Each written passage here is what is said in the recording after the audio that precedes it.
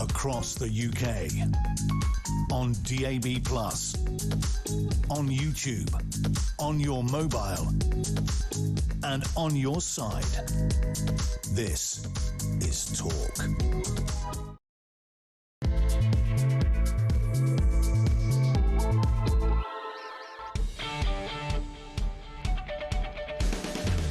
Well, a very good morning to you. Just gone 6 o'clock. What is it? Wednesday, the 19th of August. And the summer is officially over. No, well, I completely got it wrong this morning. Came out in my T-shirt and shorts to the driver at 2:45 in the morning from whence I came, by the coast. Freezing. Arrive at the studios. If you haven't tuned in already and heard this, I'm sorry I won't bitch much, Lauren, but I've arrived this morning. The first day, not sweating like whatever. Feeling a little bit nippy, to be perfectly honest. Walking to Studio One here. They spent all summer trying to sort out the air conditioning, and it's sorted out. It's like a bloody icebox, so we're all freezing. Charlie's got his muff on, but we'll talk about that in a minute. 0344 499 1000, the only number you need. Phone right now. Rory's taking your calls. We'll take your voice notes, and a new prize for the first voice note. The diet's in, look, protein yoghurt. Oh, yes, that'll get me through the show, according to Mrs... Anyway, there we go. 0344 499 1000, you text to 87222. What are you waking up to? Well, there's a row at the top of reform that's being reported overnight. Political commentator Tim Montgomery, who defected, I think, from the Tories. He set up Conservative Home, which is a sort of think tank some years ago. Defected in 2024. He's criticised the party, says there's too much sort of argy-bargy. They aren't ready for an election. He took aim at Zia Youssef and accused him of behaving like a child in politics. Is this normal? Is this... I mean, listen, there are arguments in political parties left, right and centre. And as scrutiny increases, that will happen. Love your thoughts on that. I think we might get a reaction to the next story. A French politician, I don't know why I did that. Check this. Who is this man? Can you get... Oh, has demanded we Brits hand over more cash to tackle migrants as he branded the UK a permanent attraction. Really? And we're giving you 500 million quid and you just let them come. Of course, it's easy, isn't it? I don't understand that. Another 250 migrants yesterday in 3 boats arriving, taking the total, since the Messiah from Manchester took the job, of 3,500 people. Can somebody phone me, text me, message me and explain why we are giving 500 million quid to a country who describes our country as a permanent attraction and does nothing but encourage illegal migrants to flood our shores? Whoever is in charge is barking mad. Stop paying them 500 million and take away the fishing licences, for God's sake. It's not difficult. Also, the Home Office. This is interesting. The most disorganised thing ever, bar this breakfast show, to be fair. Council leaders are accusing the Home Office and the government of fearing scrutiny because they've decided to rush through plans to build the biggest migration detention centre in Europe in Gosport on the Hampshire seafront. Gosport. So it will house 600 foreign criminals and illegal migrants. So that's a start, but the local council are saying, no, why are you doing it here? Why on our lovely seafront? Been to Gosport. And I have. And, you see, we're back there again like we have with houses. People say we need more houses, but don't build them near me. We need detention centres. Why are we building it in Gosport? Why not on some sort of, I don't know, island out in Scotland that nobody... Just lots of midges. Make it different. I don't understand this. It's too nice. Also, obsessions. That was my phone. Andy Burnham, bless him, and I'm being completely and utterly honest with you here, seems to be obsessed with one thing and one thing only. Check this out, ladies and gentlemen. Some rules you look at and just think, how can that be fair? One of them is the 9:30 a.m. restriction on disabled people's bus passes. More local buses are coming under public control. These buses, very soon, are going to be back under public control. Looks really, really pleased about buses. No, I'm not decrying the fact that he's trying to make them cheaper, or that's absolutely right for disabled people, but our Prime Minister is obsessed with buses, which made me think today, as it's slightly quiet, although my colleagues will tell you it's not, what is your weird obsession, and what a fantastic way to introduce the left to my right, the yin to my yang, the hinge to my bracket, and the man who will share duties at the Reform Party conference later soon. Good morning, Charles. Good morning. How are you? I'm very well. Nice to see you back. Well, we've done that. We had a chat, didn't we? We've been in the blue and white. How were you in my absence? Sad? I was bereft. Bereft. Yes. I was, it was hard work. It was hard work. Was it? Who did you work with, Collins? Giddy? I mean, Enough said, really. No, The wife's he always did said great. he's got a good voice. Well, he did great. He did great. I do like He Ian, did but great. he did Just great. leave it there. He did great on me. No, he's lovely. Listen, he's a top man and enjoying a really peaceful holiday with his kids. He texted me yesterday saying he can't wait to come back either. Right, weird obsessions. Andy Burnham, is he obsessed with buses, do you think? He seems a little bit. I think he is, but, this has all the hallmarks of another former mayor, Boris Johnson, who also seemed to have an obsession with buses, although I think that was just Bikes. one big red... Oh, of course, yes, the Boris Bikes of London, but there was that one big red bus. Brexit is done, let's get breakfast sorted. Just remember that line. Of course, but the £350 million a week on that big red bus, that's what we send to the EU, we could be spending it on the NHS, and that became sort of the trademark of the Brexit years. But then, of course, to get rid of that bus, allegedly, because that was the story. If you Google Boris Johnson and buses, that's what kept coming up. He then said that he likes to make model buses. Do you remember that interview? It was with Ross Kensel. Do you remember someone called Ross Kensel? Never Ross heard Kensel? of Ross. Yeah, of course, brilliant interview. He used to be political editor, and now in the Lords, of course. Yeah, but he's about 11, isn't he? Can we... Why is Burnham... No, not why is he obsessed with buses. What is... I mean, I feel I should tread carefully. What's your weird obsession, Charlie Rowley? Well, I'm thinking about it. I don't think I've got... I have OCD, obsession. so I would literally mop marble floors at 2 a.m. in the morning because I can't go to bed without everything perfect. Right, okay. The lines on the grass have to be absolutely straight. Towels have to be hung at the right angle. It's ridiculous. Okay. That's my weird obsession. Yours is not right, is it? Yours is something that you can't broadcast. No, it's not that. I mean, I'm partial to a biscuit. I mean, I have to say, but that's about it. I can get through a whole bag of biscuits. So which I'm a craver, I suppose. You're a craver. Yeah. But is that an obsession, though? Well, it's led to Manjaro, obviously, but what I'm joking. What's the obsession? What sort of biscuits? Any particular ones? Do you dunk? I'll swallow anything. There you go. There you go. 6:10. There you go. It took all of 10 minutes, and even Big Mark, who's been here since 1735, has fallen off his chair. 0344 499 1000. Text to 07322. What is your weird obsession? Text me, and send me a voice note. I might not have the text switched on. I've no idea. Charlie, let's get to it. A row at the top of Reform. Political commentator Tim Montgomery, somebody we both know, says he will fight the suspension that he has been given for criticising the party. This was him speaking after his suspension. Overnight, Reform Party suspended me. This process was supposed to be kept confidential. That was stated very clearly in the email I received. But my suspension was leaked to the Guido Fawkes website, and I swear to God it wasn't me. Someone in Reform must have done that. So the process has unfortunately become public. I have a right to appeal to that process, and I am going to exercise it. Over the last 2 years, I have given everything really to support Reform, and if they want to kick me out, they're going to have to kick me out after an argument. What's your take on this, my friend? I mean, all parties have, moments, don't they? He described Zia Youssef as behaving like a child in politics.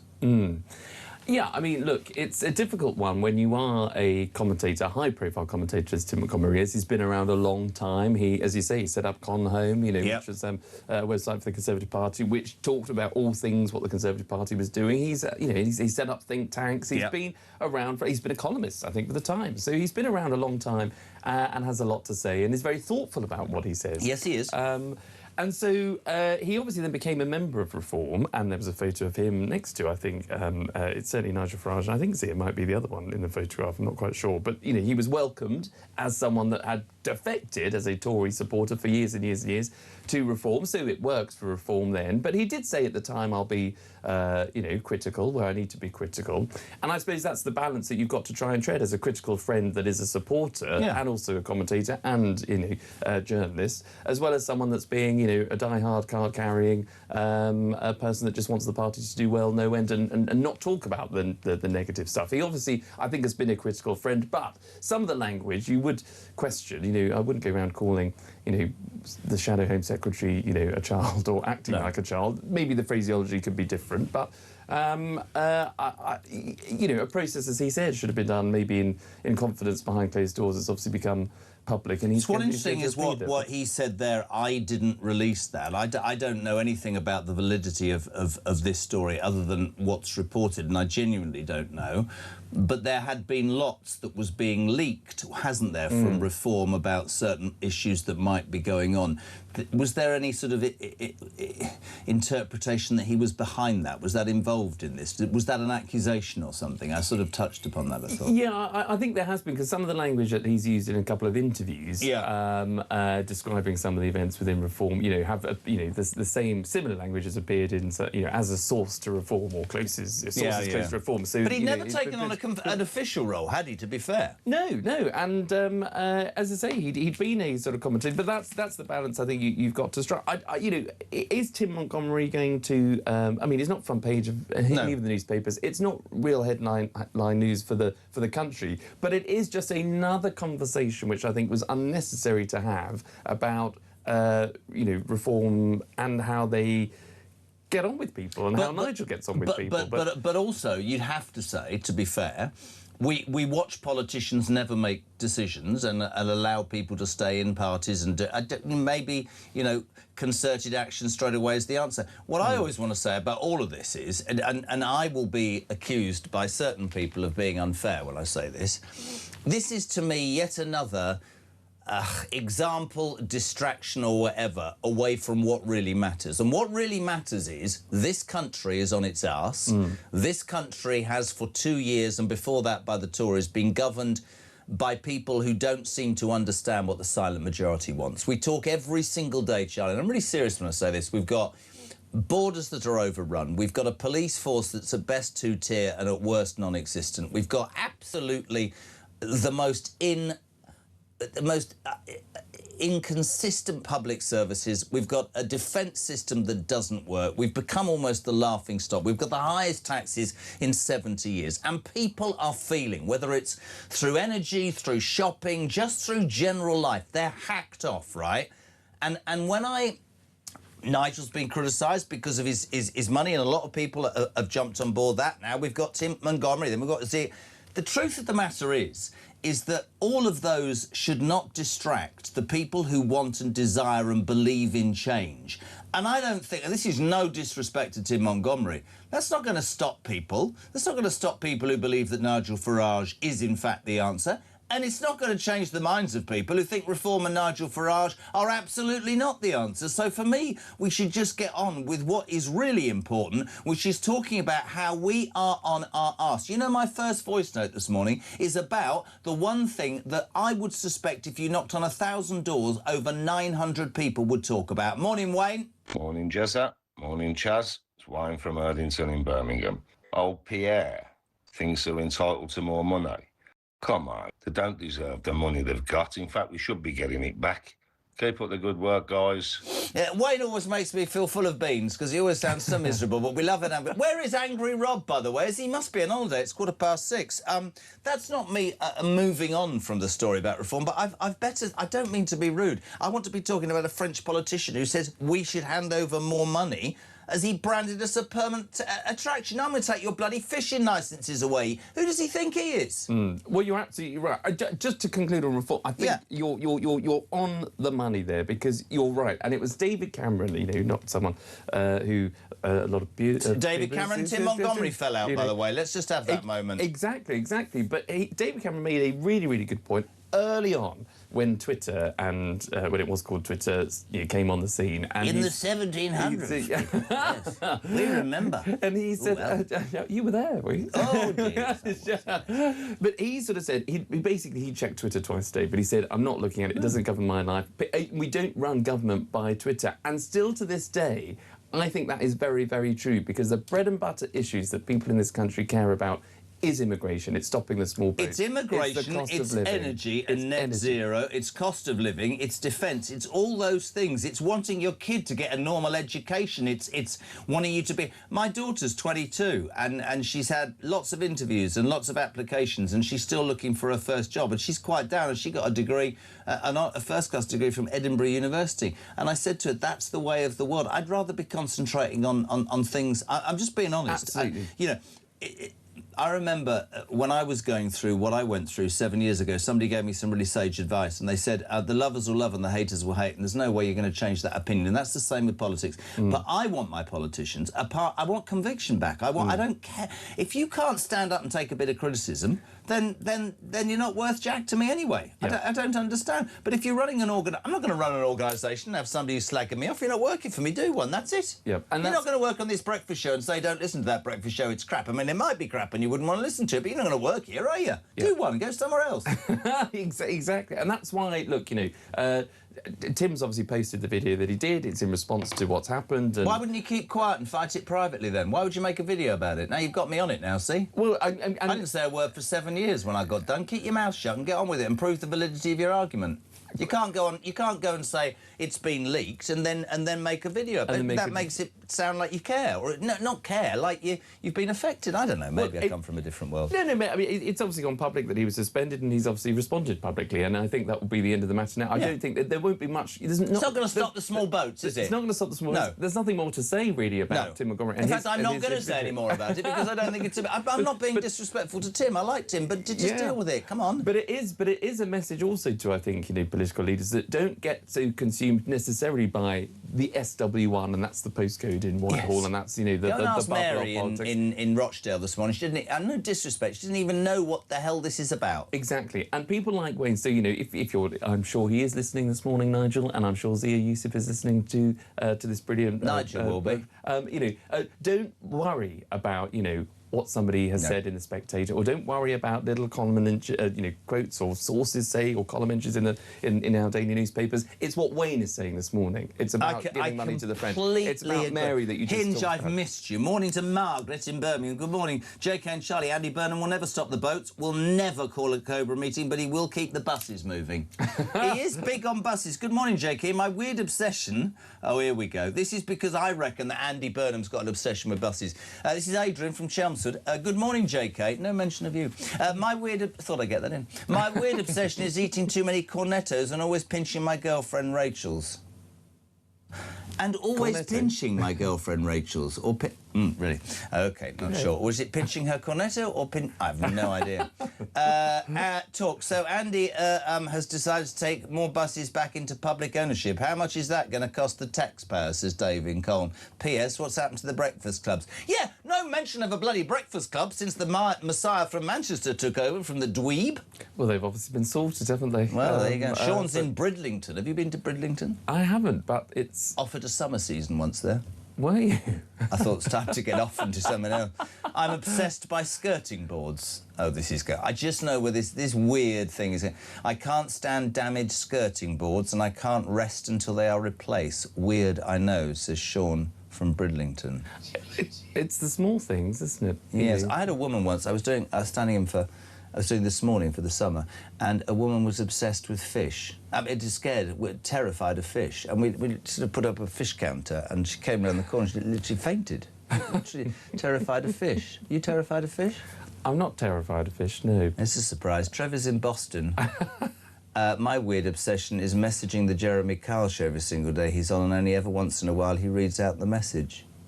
Oh. Well, that worked. Well, now we know. Morning, Jez, and the wonderfully talented Charlie. If you miss a bus policy from Burnham, don't worry. There'll be another one along in 10 minutes. Hey! Cheers, Keith in Nottingham. That's the one of the morning. Mark's in Croydon. Morning, kidder. I think Charlie is obsessed with Ian Collins. The pair spent most of the show giggling and flirting last week. Now, I've been exposed. I feel I would never do anything like that. Not Not with you away, not with you away. I wouldn't have it. While the cat's away, the mice will play. Good morning, Jeremy, and the great and fantastic Sir Charlie, says Damon from Wigan. So another row with reform where we don't know all the facts. However, if the right has any chance of creating a government, they need to sort themselves out and bloody fast, because if the right don't sort themselves out, we're stuck with the parties that are going to destroy my once great country. Sean's in Gloucester.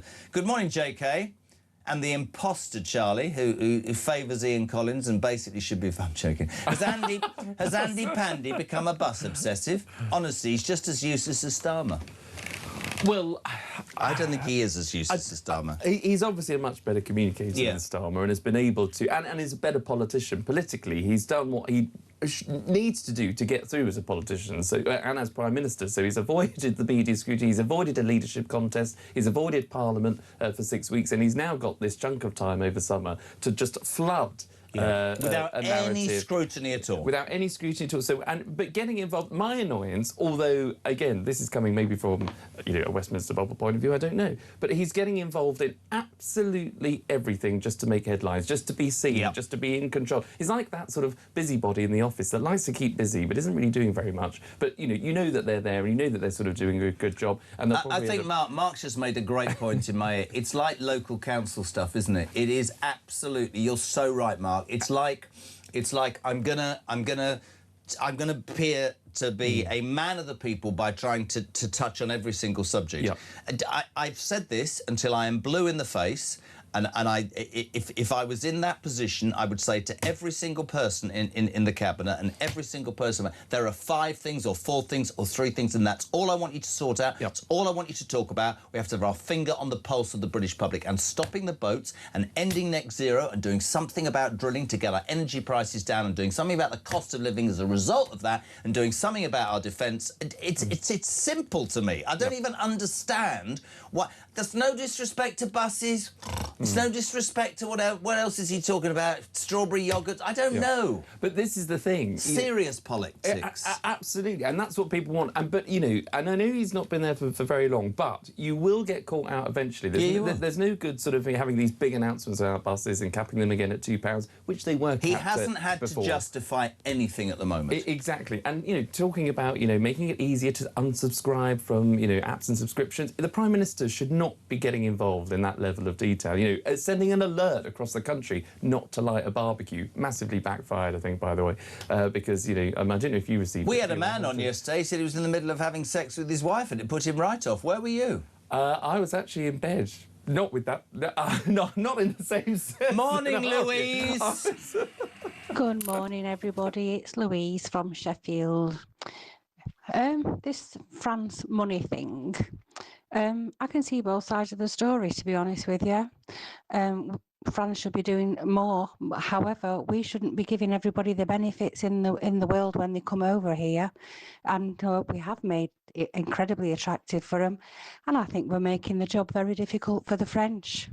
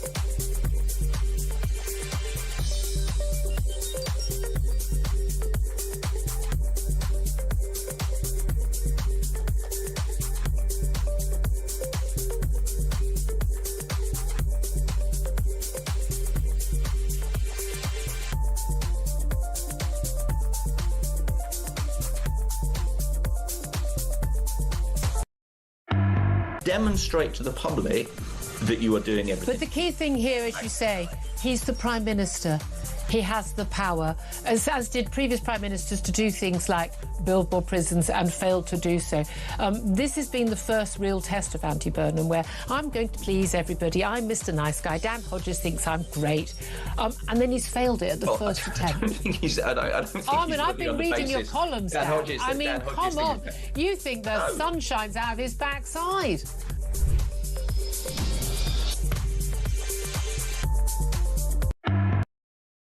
Across the UK, on DAB+, on YouTube, on your mobile, and on your side. This is Talk. Welcome back, 6:27. Hinge and Bracket on Talk Breakfast, the home of common sense and the home of the alarm clock Brits. Your views on the day's news are most welcome. Charlie Rayleigh, Lord Rayleigh to you, is here. Why were you in bed at 6:30 or 7 o'clock when the alarm went off? What were you doing? I had been up all night. It was the Clacton by-election, and I had been up covering that, talking about it up until... On what, on this station? On various platforms, including Talk. I was here at 7 till 7:30, I believe, in the morning. And did some I missed it. It must have been marvellous. You were just giggling and flirting with Ian Collins, were you? It wasn't. It was nothing of the sort. Morning, Adrian. Morning, Jeremy. Morning, Charlie. It's Adrian from East Sussex again. Why should we pay the French more? Well, we know what the scheme is, giving France money. It's the whole scheme behind the whole of the UK's political elite. It's taking money from the public purse and putting it in other people's hands. It's what drives net zero, which is completely nonsensical. It's what drives DEI. It's obvious that's what's going on. It is corruption, to put it in one single word. Charlie, you know more about this than me. I sit here most days exasperated to the point of trying to work out how politicians either don't have the know-how or the will or the balls to do something that to me is really, really simple. There's a lot of window dressing. We give numbers every single day. If I was the Prime Minister of Great Britain and I woke up to a story that some little French politician has demanded that I give him more cash as he basically waves people across the channel to me, I'd get my head somewhere in a space that said, hold on a minute, mate, you're no value for what I'm not, you're not having that. Why, in your mind, having worked in government, what is the reason that this single issue, which is so important to so many, doesn't get real attention? They'll make, we're going to build a detention centre, we're going to do this. Put the Navy in the Channel, stop them coming in, I've said it before, recondition a massive liner, create a crack team of border officials. I don't believe if you're coming on an illegal boat, you've got a right, but if you can prove it, red carpet. If not, you're not coming here to get benefits. If the people in power cannot see that we are giving too much to people who have never paid in, and that is the attraction, then they are stupid. Or maybe Adrian's right. There's a game here that I don't understand. Well, I wouldn't say it's a game, but it's the first principles of what people think in terms of their political, standing. And that, in plain speak, is that on the left, people think that the majority of people coming across in small boats are still refugees. No, but they're not.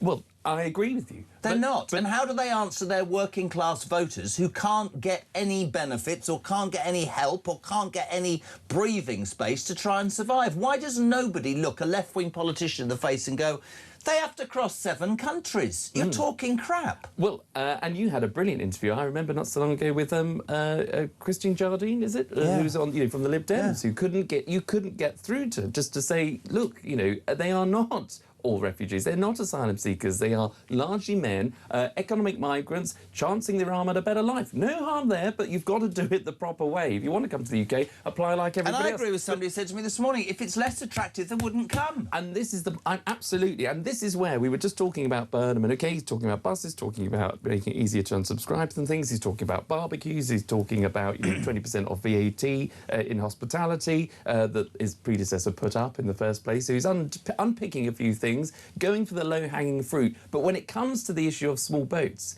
his answer was, well, actually, we've got to redistribute them amongst middle-class communities. Now, that was a clanger, a massive clanger. That shows you where he's at on the big issues. When it comes to early prison release, I'll just get my Justice Secretary to look into that. I've asked him to look into that. If you can't answer the big ticket items, then all the hanging fruit. So let's play a game. I'm Prime Minister, and you're my special advisor, and I frankly wouldn't need this. And there's the story of PC Andrew Harper's two vile little... The people who killed him were part of that. Under a scheme, could be released early because that'll give me more prison space to put criminals in, right? Do I need you to tell me that... I would think to a person across this country, it's too early to get angry, but I am. Most people, I hope, would go, those scumbags should stay in prison. I've got a majority in the House of Commons. I'm going to put emergency legislation. If I toss about any lawyer, I'll deal with that in a minute. I'm going to put emergency legislation right now, and they are not leaving. That is a fact. That's what I want, and I don't care whether you're Reform or Labour or Tory. I want somebody to go, not bothered about the ECHR or some left-wing lawyer. I am going to put the Navy in the Channel, and I'm not going to keep giving money that we can't afford to people who don't deserve it. And I am fed up to the back teeth listening to these people going on and on about they come from war-torn countries. I will repeat this for the final time. If I was leaving a war-torn country, I'd take my family with me. And I wouldn't cross 7 bloody countries where there's no war, would I? Because I'd settle in the first one. No, I wouldn't. I'd go to England because England wipes my backside. Absolutely. And that is why we need politicians to make decisions. It's not just relying on... Why don't they, though, Charlie? Because you will have politicians who get captured, I'm afraid, by the civil service. They'll get captured by officials who then try to, funny enough, at times lock out the political advisors who will be trying to get to you to say, look, boss, you need to just hold firmly. They try to lock you out? They will try to lock you out. They will try to, not necessarily physically. Does that happen to you? Multiple times during COVID in particular. Because an alternative view wasn't welcome. And so, all the briefing that goes into the, the minister's red box, all of the meetings, there'll be side notes being shuffled. You feel, when you're being isolated, you feel when you're there to provide and present all kinds of views and the political reality of maybe what, at the time, the Conservative Party wanted and what I thought much of the country wanted during COVID, that we were too tough on lockdowns, certainly after the first lockdown, perfectly legitimate. I'm all for it. But subsequently, we were going down a rabbit hole, but that's a story for another time, maybe. But it's the same with, say, the small boats. If I was in the room, I would have had no problem saying to Rishi Sunak, OK, you've got 20 lawyers here saying, well, we are the best in the... our law has been exported right across the world. We can't be seen to be breaking international law. Can I do it once? Get those planes off the ground. And you are so right. We've always looked good. And this thing about Great Britain being the moral leader, about giving more to international foreign aid, about behaving in a decent way, right? That doesn't wash anymore because we're skint. We're so skint we can't afford the interest on the debts we've got. So whilst you're still trying to play we're the big people in the world, your own people are suffering. And I fail to understand how somebody hasn't gone, do you know what?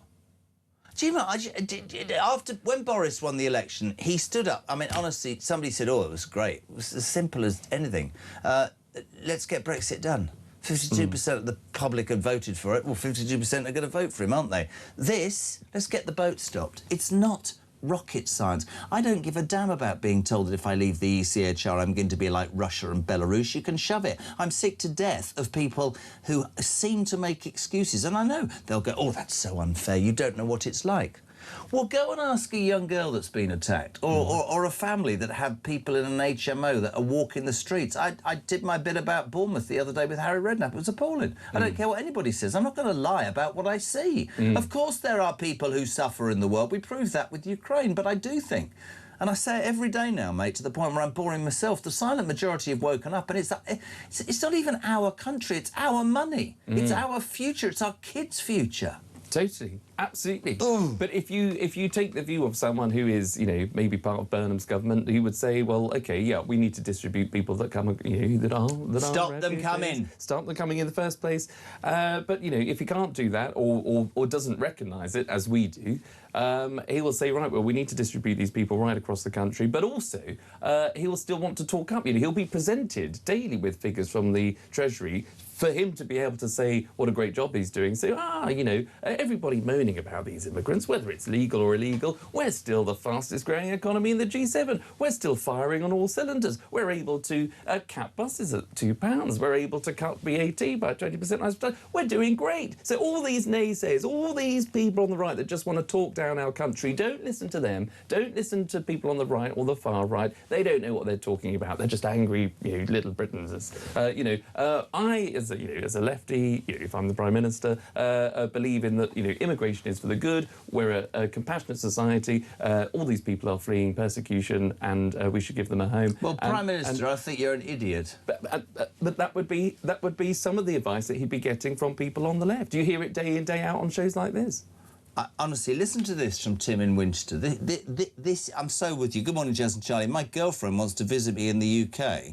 This is what we had to provide to legally get her here as a tourist. A letter of invitation, a confirmation of my address, a copy of my bank statement, a copy of my payslip, a return air ticket, and proof of funds while she's here.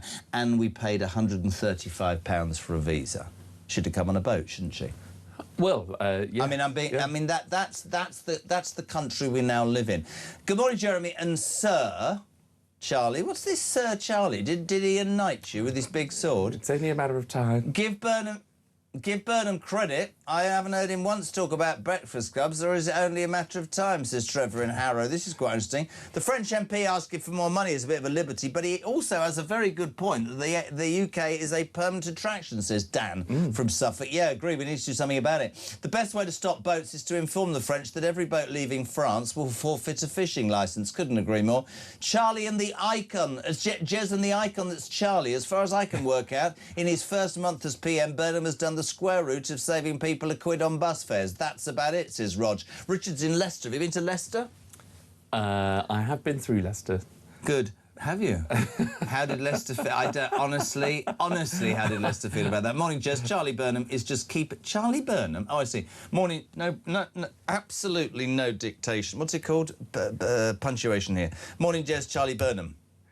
It's just keeping journalists and the population distracted with waffle whilst taking the country further down. Come on, Jez, he's worse than Starmer. Just smiles whilst he takes your wallet out of your pocket. That's Richard. Morning, JK. Just letting you know, watching from Tiggerbilly Bakker in Denmark. Tiggerbilly Bakker. I don't know how you say that. Tybergilligaby Baker in Denmark. Always good to start the day with a bit of JK in Tybergilligaby Baker in Denmark. Have you been to that place? No. I haven't, no. But, Catherine's in Grimsby. I've been there. I think I prefer to be in Denmark. Welcome back. Just want to say I think Burnham should fill his buses with illegals and drive them back over the... Brilliant. How are you going to drive over the channel? Like James Bond. Just the magic between Charlie and Collins was TV gold. They are the next TV power couple, says Mark in Selby. I think these people are trolling you now. I think they've... I don't know what that means. I think they've sussed... I think they're just trying to... They're trying to draw a wedge between us, drive a wedge between us. It's impossible. It is impossible. We are like chalk and cheese. No. Hinge and bracket, Morecambe and Wise, right and wrong. Burnham equals Blakely. Get them buses out. Jez, I'm obsessed with women, says Mark from the West Country, from the Black Country. This of course, is the obsession morning, because Andy Burnham's obsessed with buses. We asked you what you're obsessed with. Morning, JK. GB is on the brink of disaster. Best wishes from Vienna, says Mark. Brilliant. Thanks so much. Jez, Charlie, Nigel has always said arguments within Reform UK should be private, not public. Why, oh, why did Tim Montgomery do this? I wish he hasn't. And Jez, I feel so sad. I thought we had a solid party in Reform who could maybe get this country back on track, but all this bitching going on will damage us surely, says Dan in Halifax. Your thoughts, your opinions on the day's news, the legend that is Sir, Lord, Superstar Charlie Rowley is with me. 0344 499 1000. Debbie, good morning. Good morning, Jeremy. It's Debbie from Bedford. Remember our little chat? Oh, about 3 or 4 months ago? Where I was cheeky and I did ask if I could have a mug, a Talk TV mug, because I spend a lot of time in bed. And I was really, really looking forward to my mug, which you promised me, but I still haven't received. And now my family think it's funny and said, you're not going to get it. And I keep saying, I am. So Please, am I getting my mug? Or am I going to be made to look a mug?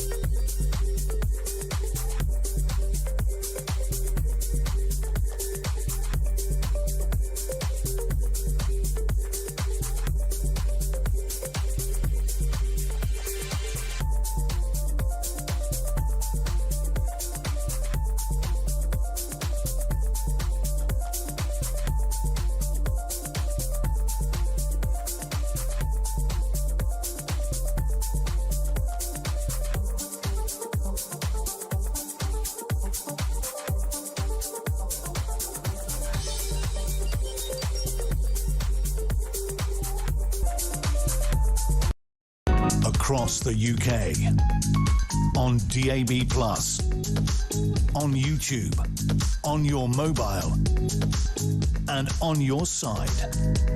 This is Talk. You know you're in trouble when the executive producer of this show says the quality in terms of the voice notes is a little bit varied this morning. Christian's not impressed, peeps. By the way, protein strawberry yoghurt for the best voice note of the day hasn't gone yet. Do you like the look? This is a big pouch. You put it in your mouth. It's protein yoghurt. I'm on a diet. Packed with protein, is it? Just the way he says it. 0344 499 1000. Ron, good morning. Good morning, Jeremy and Charlie. The best way for the migrants to stop coming is to tell the French that unless they stop them, they won't have the tapestry back. This is Ron in Bridlington. Great show. Sorry, the tapestry, what his wife did, or is that the bio tapestry? I think it's the bio tapestry that we've got at the minute, yes, on a loan. But I don't know how long we've got it for. But, yeah, you're not getting it back, and you're not getting your fishing licences, and you could all... Honestly, I don't even understand this. Can you say good morning to Stacey, who's listening? Good morning, Stacey. She's got a big, long drive, and she's been very, very helpful, and she's brilliant, and she's listened to the show. Is there anything you'd like to share or impart with her? Tell her about your weird obsession. You still haven't done this yet. Well, I'm still maintaining that your weird obsession is to eat a whole packet of biscuits. I'm partial to a custard cream. Are you? Or a chocolate digestive. And can you get your way through the whole packet? Is that what you're saying? You're gluttonous git. Is that what? I can get through. I'm sure. Yes, it has been known. Maybe it's because I don't have any kind of friends. That's why I'm here at 6 a.m. Yeah. No one invites me out anymore. No. I don't smoke. I don't have. You don't drink. I do drink. You don't fornicate. But I don't have. You know, when people go outside for a bit of a smoke or vape or I don't have. But biscuits are my. So you go outside with a packet of biscuits and munch on them? The trouble is, if you have too many biscuits, over a night, and you sort of, I can't blame the biscuits if you send a text or two to someone that you might regret. I'm going to bring for Friday. I'll bring in your favourite biscuit for you. I'm going to watch you munch a whole packet in an hour. Do you like a jammy Dodger? Do you like a Bourbon? What do you like? I don't mind a chocolate finger. just can't. It's brilliant. 7:15. Everybody's now just gone. A hobnob or a chocolate. What's wrong with that? Nothing. Let's add some text messages. So, can we bring a chocolate finger in for Charlie on Friday or 10? 0344 499 1000. Morning, Jez. If I was leaving a war-torn country, I would definitely leave my bloody husband there, says Linda. Oh, yeah, another exciting one. Jez, Charlie, I agree with the French being angry. We have created this problem for them. The incentives we provide it make it entirely our fault. Yeah, I do. I absolutely get that. But, of course, I'm against the fact that I feel like they're taking advantage, which makes me feel really, really stupid. Can we talk about my thing? I need to switch my thing off because it goes on again. Can we talk about this transfer of responsibility that we've heard about this morning? Andy Burnham has said that the number 10 North, I mean, this is, I don't even understand this, will take over responsibility for economic growth from the Treasury as part of a huge transfer of power out of Whitehall. It comes as the UK borrowing cost near a 2-decade high. Debt, interest, spending alone higher than £100 billion a year, just paying debts on interest we can't control. What does this transfer of power, what does that mean? I mean, we're all going north. Well, I mean, they're all going north. What does that mean? So I think it means for too long and under successive governments, people feel that the Treasury just has too much power. So it's there to sort of maintain public spending, so the tax that comes in. So it's about cutting public spending. But then it sort of chokes off growth. So it's because it's too obsessed with sort of spending. So when departments want to do something, like, say, the levelling up agenda, there was a huge row, and as there was back then, between the Department for Levelling Up and the Treasury, because the Treasury didn't want to give more money to it. Now, I think, trying to take that part away from the Treasury and saying, right, you just focus on tax and spend and making sure that, you know, departments are spending accordingly. But the growth agenda, so where investment in the UK, you know, or devolving powers to local mayors, devolving income tax to local mayors and local authorities so they can spend a share of that. So it's not just coming into the Treasury, they're doing part of it. It's basically taking power away from the Treasury, which has been tried multiple times before. Do you think it'll succeed? I don't think it will, actually, because I do think, funny enough, this is a time where actually we do need more of a Treasury that is fiscally responsible. I want a Treasury that is saying to people, no, you can't actually spend. I want to say that actually you've got to cut taxes to create growth, not about spending more money, not giving more money away. We've got a government who believes that if you increase taxation, the most successful will be, you know, punished because we don't believe in aspirational success, and that money will trickle down. The response is 16,000 millionaires have left this country, and nobody in the Labour government has gone, I wonder how much tax that's cost us. Yeah. Aspiration building a business is down the toilet. If you increase NI on all businesses who are then going to close their doors, or you've got energy prices that mean that businesses can't get this to work, you're shooting yourself in the foot again and again and again. Totally, and it's that age-old saying, you know, who is, you know, the bedrock of our economy? It's small and medium-sized businesses. You know, it's not, you know, individuals and business and enterprise creates jobs and growth, not governments. But Beth's in Lancashire. Have you been to Lancashire? I have. Morning, Jez and the brilliant Charlie. My obsession is Matt Vickers, and he wasn't on the show last week. Please, can we have him at least twice this week? Well, he's on detox, not detox. What did I say? He's on detox. He's on. Sorry, Matt Vickers. I do apologise. I've just outed you as a raging alcoholic. He's not at all. Matt Vickers is on. What's it called? What? Recess, not rehab. He's not in rehab, he's on recess. Matty will be back. Talking about Matt's in Redcar, not the other Matt, he's in rehab. I'm joking. Hey, Jez, why is no one going after the boat manufacturers and suppliers? It's not something you can pick up at most stores, so it should be easy to track. These are knowingly supplying people traffickers. That's a good point. That is a very good point. And those boats, they tend to be made in sort of China, and they think, and they find their way across into Europe. And we had a story over the summer, this mega dinghy that, you know... Oh, my God, 230 people. More than the plane. Yeah. More than my plane. Absolutely. Now, why on earth does anybody need a dinghy that has 200... It could host 230 Who builds that? people? That's a really good point. It's Chinese production or from Taiwan, and it'll come into, as I say, the European market. And but it's a bit like these, you know, zombie knives that you can get online, and you can still buy. Who on earth needs a weapon like I did that when I did JK Live. We ordered one, and it arrived here. It's just two of them through the security to do it on television. But it shouldn't be passing. I mean, who manufactures it? But B, how on earth it gets through sort of customs and checks and all the rest of it? He says I've got that many children. I could do with a mega dinghy. Says Christian. Well. He's a bit feisty this morning, my producer. Shall I tell you why? Go on. Date night last night. Was it? The mother-in-law has come from Warsaw. Yeah, think it out. She go and have a nice time. And he admitted, because Mark's right. He's gone out, he's got a little bit tipsy, and we believe there's a systematic campaign to create baby Mitchell #2. It's all I'm saying. Not while the mother-in-law's in the house. Really? Oh, OK. Oh, well, she'd be in the West Wing, wouldn't she? Well, she's quite near. So, yeah, he's a bit feisty this morning because he's been out on the lash. Oh, I see. Yeah. I don't know what a date night feels like, Jeremy. Why do you play this sympathy card? Nobody wants to take you out. No one calls, no one texts, never been kissed. That's true. Tess Tickles in Nottingham. Is she? Yeah. Good morning, Jez and Charlie. My obsession is a bit of exercise, a warm down stretch and a good scratch. Well, That's from Tess Tickle. Have a blessed day. I bless it well will. Damon from Wigan. That poor lady who hasn't got a mug yet, that sums you up. You've let this lady down, Carl, and that is why Sir Charlie is fast becoming... Right, just bring that in here, the face of British television. He wouldn't let the British public down if they wanted a mug. Rory, right, let's just do this. I'm going to prove this on television. Rory, we're not putting your shirt on television. Right, that is one of those envelopes that you put things in, right? Look, hold on. Talk mug, envelope. Talk mug. Don't come back. I can't post it. I'm doing a show. There you go. Right, get her address. Put her thanks, so sorry we're used to this. Lots of love, Jez and Charlie. Let's go. It's on the way.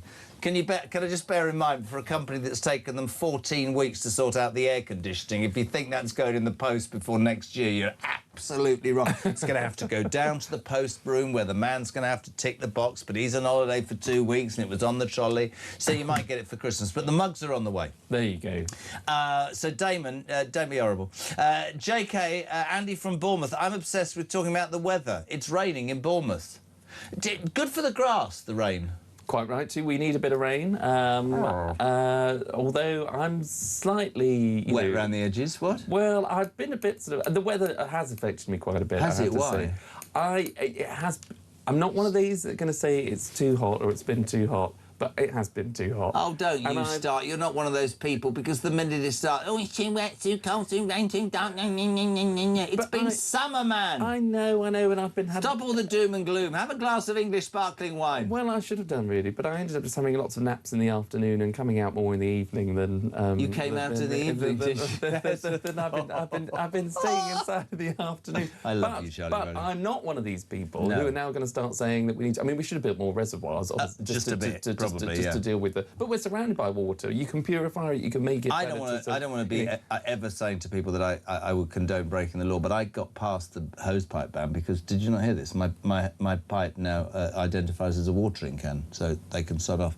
My obsession, says Derek in Newell in Derbyshire, for the past 2 years has been this useless, inept and pathetic, at best, so-called government. That is until a week ago when our cat, Cesare, is Cesare? Caesar? Well, yes, Caesar was Ghanaian, brought us a present. He had regularly given us presents like wood pigeons and other birds, mice, voles, frogs and even 2 young bats, but his latest has driven me mad. He's brought a young rat into the house. Could we find it? We've had the house upside down, so I got 3 rat traps and some rat poison, not used yet. Well, I'm over the moon to say that we have now caught and disposed of said rat, but I am now worried that it may have been pregnant, so off we go again, searching and checking rat traps. For anybody tuning in, that's the most bizarre message I've ever had in my life. So you've got a cat who brings back a live rat that then starts to procreate under your floorboards. This is why pets are not a good idea, honestly. Oh, no? You're anti-pet? No, I'm not anti-pet, but I just don't want them bringing... No.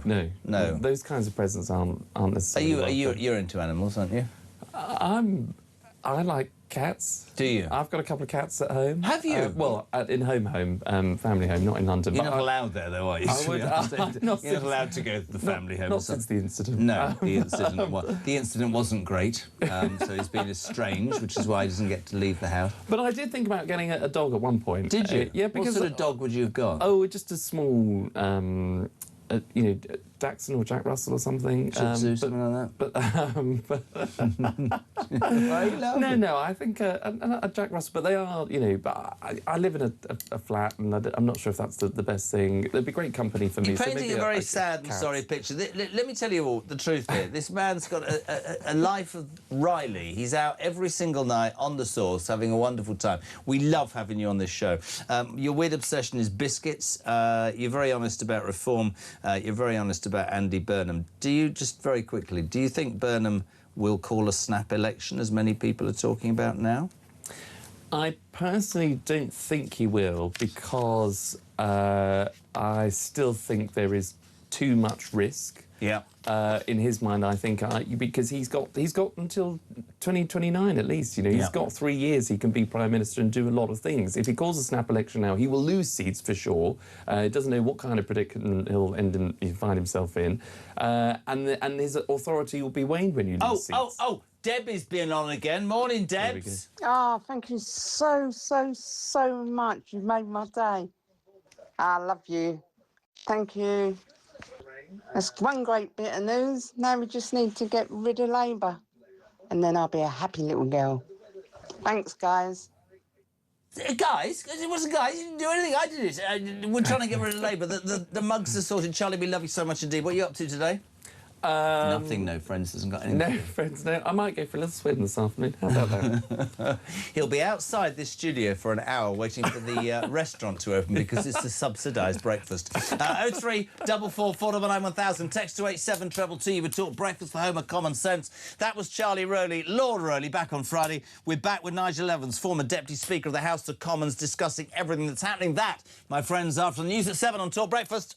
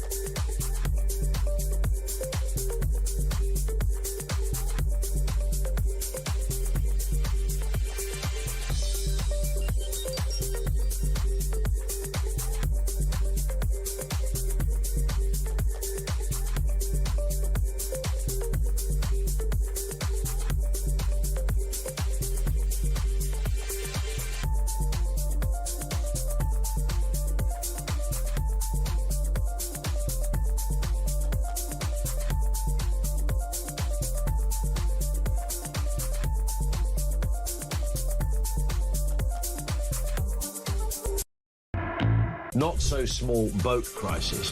And there's a picture of the boat, and they've got a little wording in a little circle that says picture continued on the back, and they've actually put it's so big they've put it across the front page and the back page of the newspaper. I mean, this is absolutely huge. It is. By definition it is. And they're getting bigger all the time.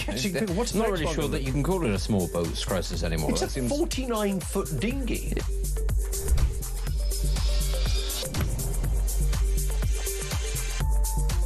On DAB+, on YouTube, on your mobile, and on your side. This is Talk.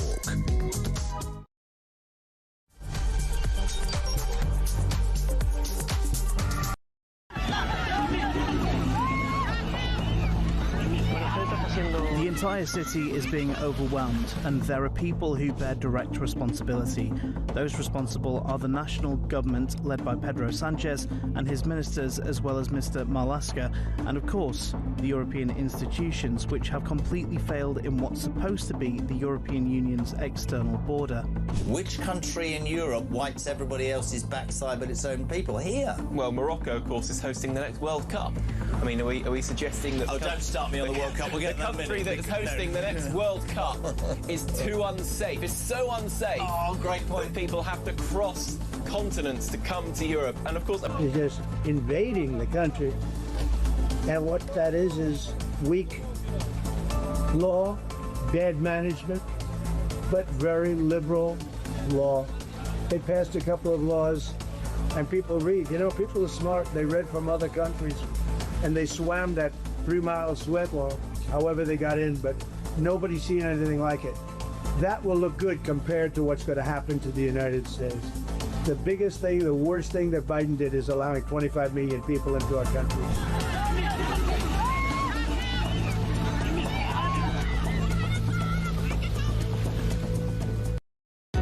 Across the UK, on DAB+, on your smart speaker, on your smart TV, and on your side. This is Talk.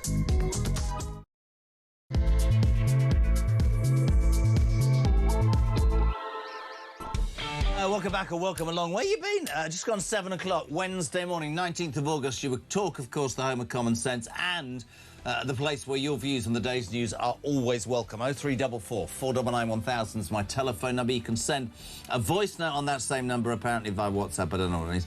You can text 87222. Start your message with the word Talk. Now, most shows would concentrate on this breaking news. Push the breaking news thing.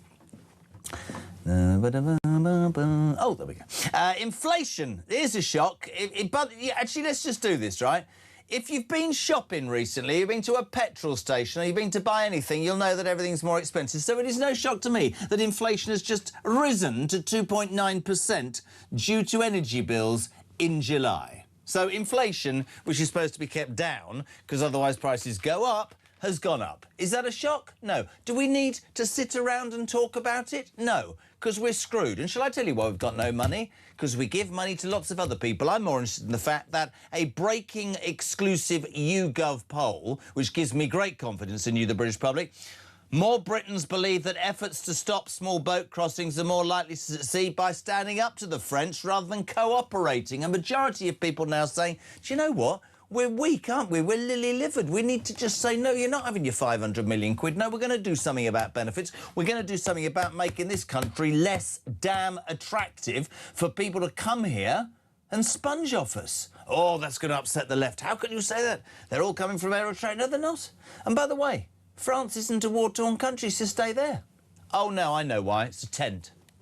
Four-star hotel tent, I'd probably get on a boat. Morning, Jez. This is brilliant. It's like what am I doing? A national weather service here. Paula James in Bexhill-on-Sea. Just to let you know, it's rained for about 10 minutes in Bexhill half an hour ago. Right, brilliant, fantastic. I remember doing a breakfast show once and being told off. It was about my third time I'd ever done it. And this bloke, it was a music station, not going to lie. And he had to start at 6 o'clock. And I thought it would be, because I was tired, so I thought it would be a really good idea to play 16 songs to the news at 7 o'clock, just so I could have a little rest.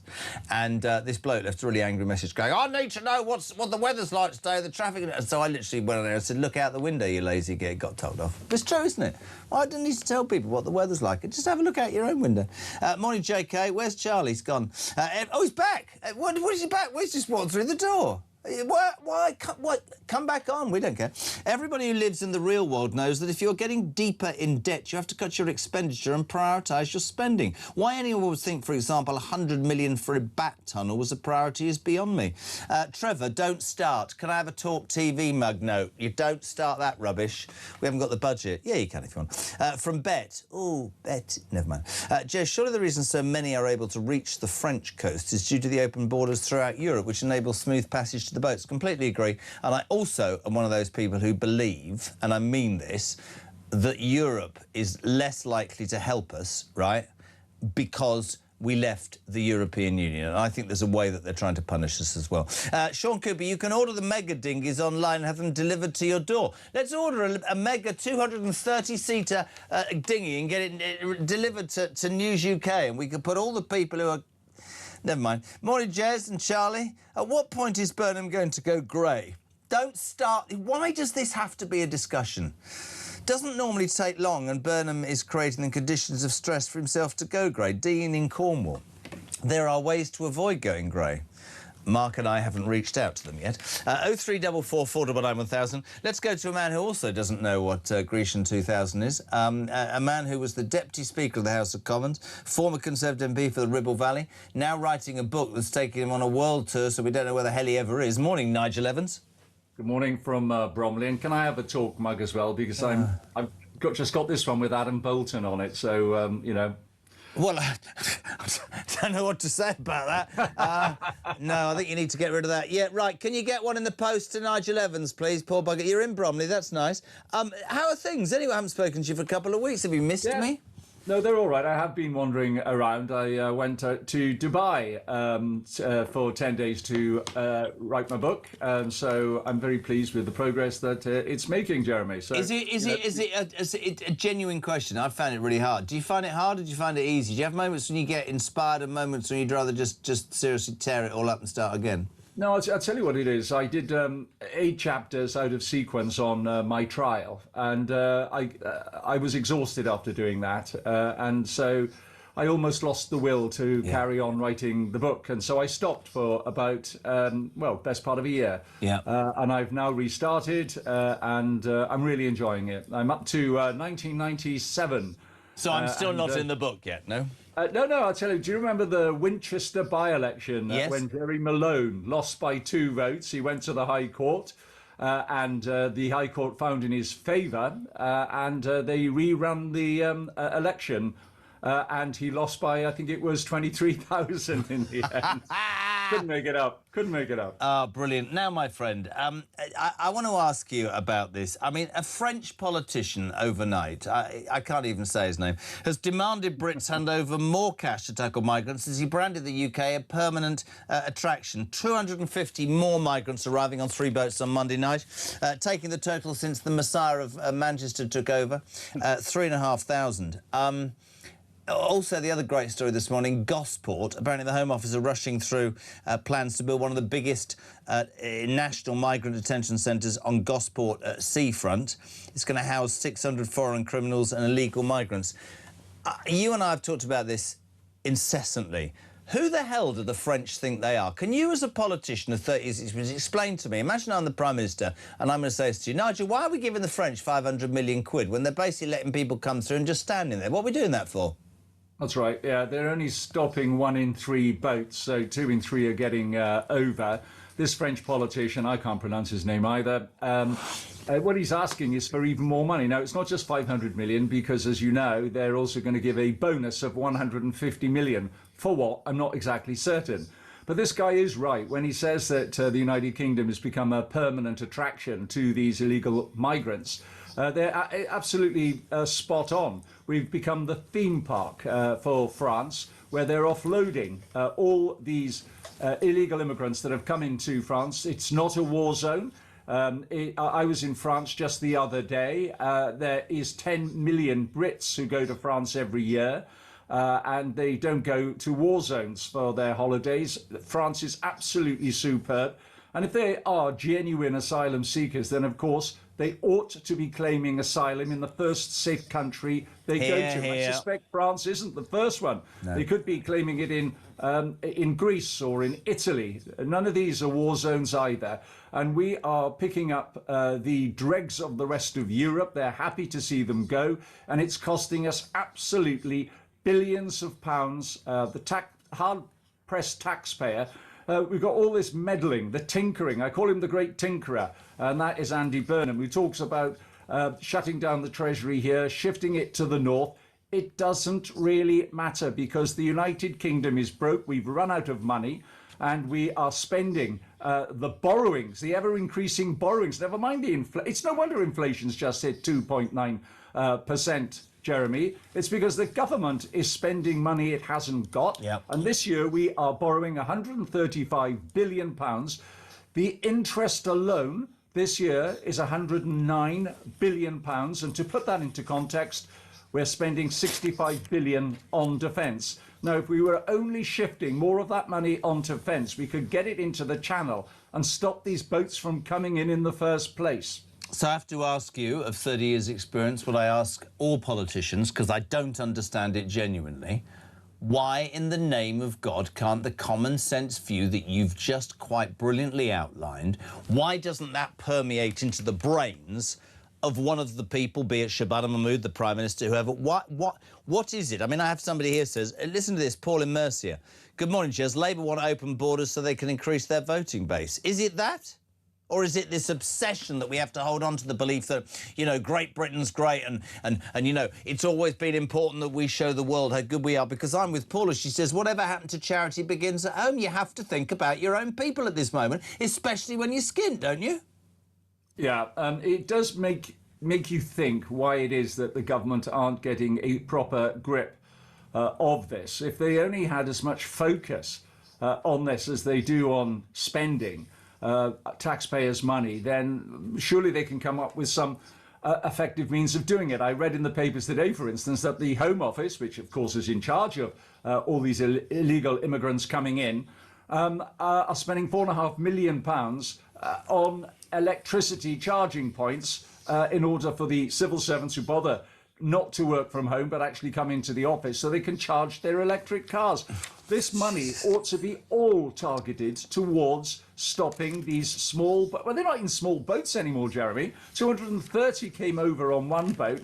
Yesterday, 250 illegal immigrants came into the United Kingdom. Instead of having a COBRA meeting about the weather, why are they not having a COBRA meeting about what is a national emergency? That's what, when the national emergency notification should have gone on Friday, telling us how many people have come into the United Kingdom because the government has lost grip.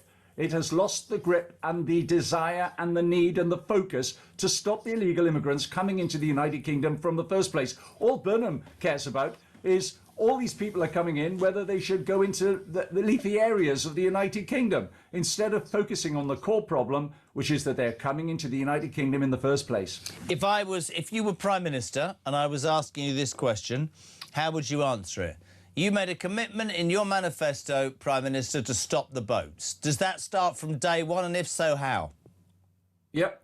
And we can judge his record already, Jeremy, that since he became Prime Minister, 3,500 people have illegally entered the United Kingdom. They're again costing, just that alone, hundreds of millions of pounds, even on the judgment of that alone. And what is he doing? He's tinkering around the edges, you know, the bus fares thing, the little bit on electricity, where households will save 85 pence a week. So he's tinkering at the edges and hoping that people will not notice. How would you stop the boats, Nige? How would you do absolutely. I would use the Royal Navy, number one, and use drone technology to target them and to ensure that we had Royal Naval boats in the Channel and turning these boats around. Number two, anybody who entered the United Kingdom illegally is already guilty of a crime. They would be therefore deported to a third country where we would do deals. And the person who has then been deported would be banned from ever legally entering the United Kingdom ever again. They wouldn't go to hotels. They wouldn't go to houses of multiple occupation. They wouldn't be working on bicycles delivering food around the country. No, absolutely, they would be deported from day one. We need to leave the ECHR. Kenny Badenoch is absolutely right.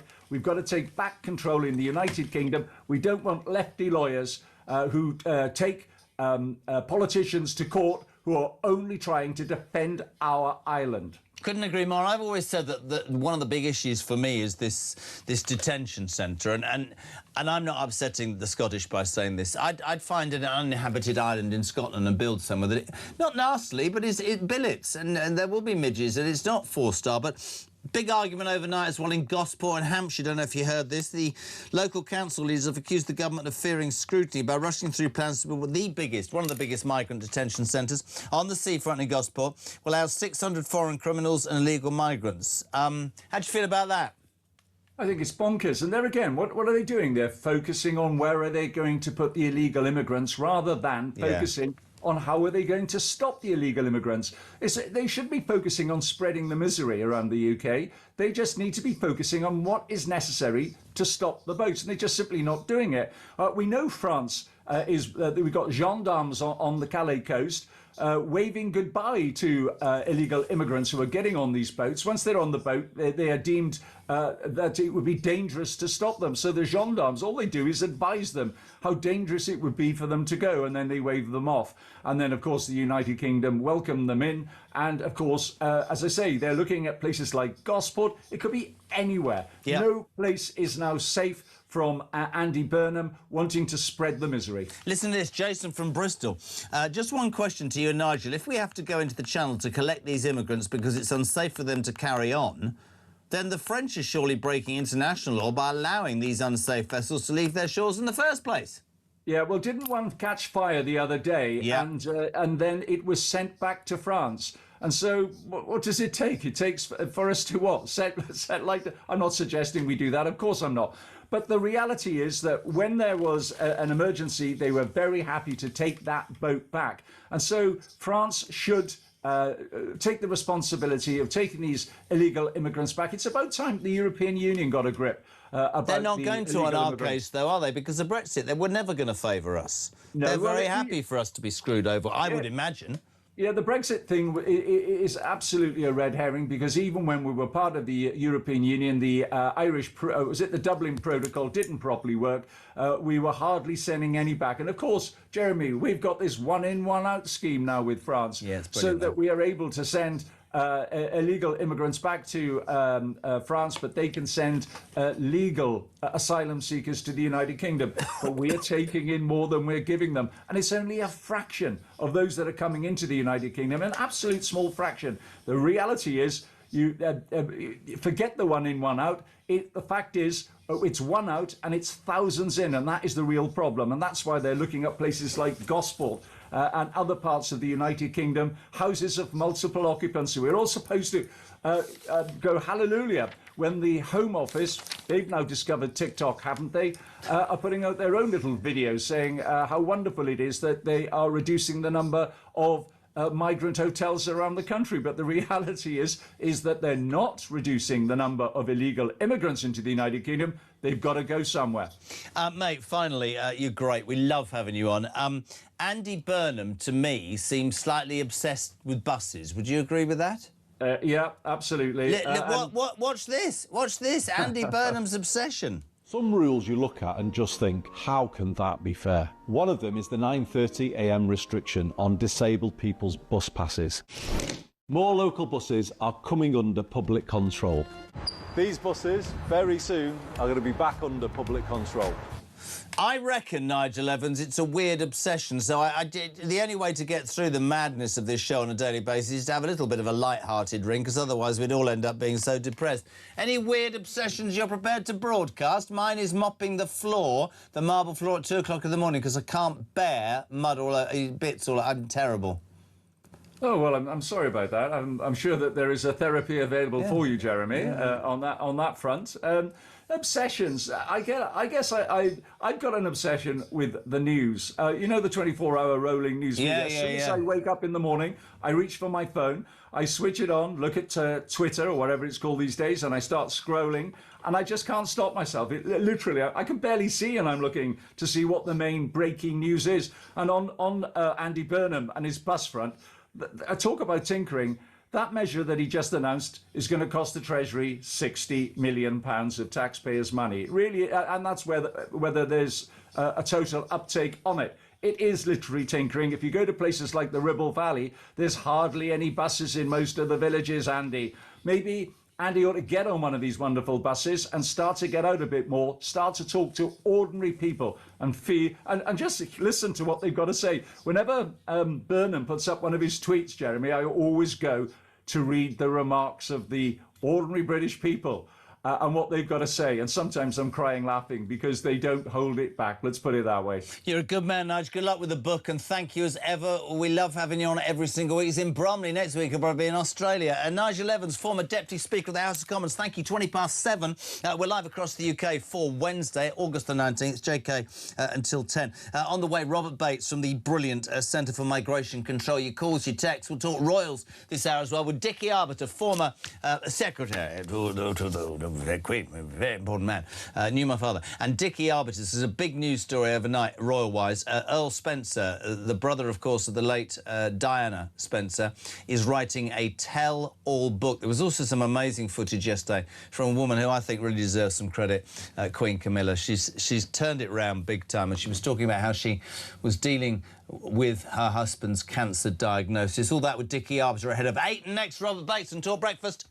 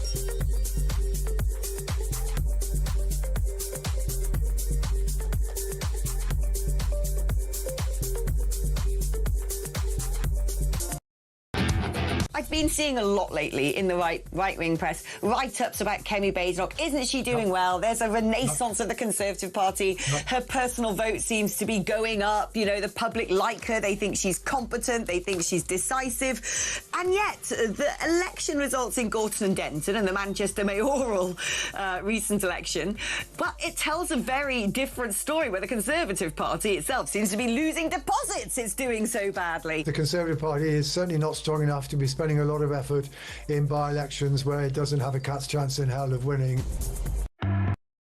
Across the UK, on DAB+, on YouTube, on your mobile, and on your side. This is Talk. Welcome back. Morning, Sean. Morning, Jeremy. Sean from Grimsby. The only feasible option to stop the immigrants coming in from Calais that I can see, Jeremy, is to invade. Let's invade France, take Calais, kick out the migrants and the French. The French will surrender within 5 minutes. You know, the English have been slaughtering the French for hundreds of years. It's what we do. We're Englishmen. Anyway, just a thought. Great show, Jeremy. I'm worried about you lot today. We can't give back the Bayeux tapestry. Now we should invade France. I understand the frustration, though. 7:25. Jez, Charlie, Paul, not in my truck this week, enjoying a nice week relaxing at the Clovelly Lakes or Clovelly Lakes with my wife. Thanks for the early morning laughs. Any chance of a mug? I'll send him one. Honestly, let's just send them all out and upset everybody in the building and then can't have a cup of coffee. Andy Burnham is so obsessed with buses that he seemingly forgot to phone Carl Turner. What is taking him so long? Do we know if Carl's back in the Labour Party? That's a really interesting thing to say. The wheels on the bus go round and round. This is apparently Andy Burnham's favourite song. At the exact moment, what's this say? Good morning, Jez and Chucky. Who's Chucky? Is that what he's called? Is that what Ian Collins calls him? Hello, Chucky. Nice. If I turned up in Calais tomorrow with no passport, the French authorities wouldn't bother with forensic questions or put me in a hotel. They know for a fact that I crossed from the UK, and they put me straight on the next boat back home. Why are we getting bogged down asking where dinghy migrants originally come from? We know for a fact they launched and sailed from France. Stop the forensic debates, put them straight on a bus back to France. There's plenty of buses available, obviously. Burnham. And follow standard border protocol instead of handing out hotel rooms. So far as I'm concerned, they're French people entering the country illegal. There you go, sorted. Very interesting. Let's say hello and good morning to a man who...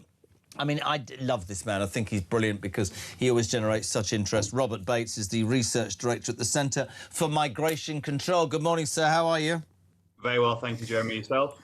Well, I was all right until I read this French politician whose name I can't pronounce. Overnight, a French politician has demanded, watch Robert Bates' face, that we Brits hand over even more cash to tackle migrants. He said, we are a permanent attraction. In that, he's absolutely right. We're too soft, but they've got some front, haven't they, Robert?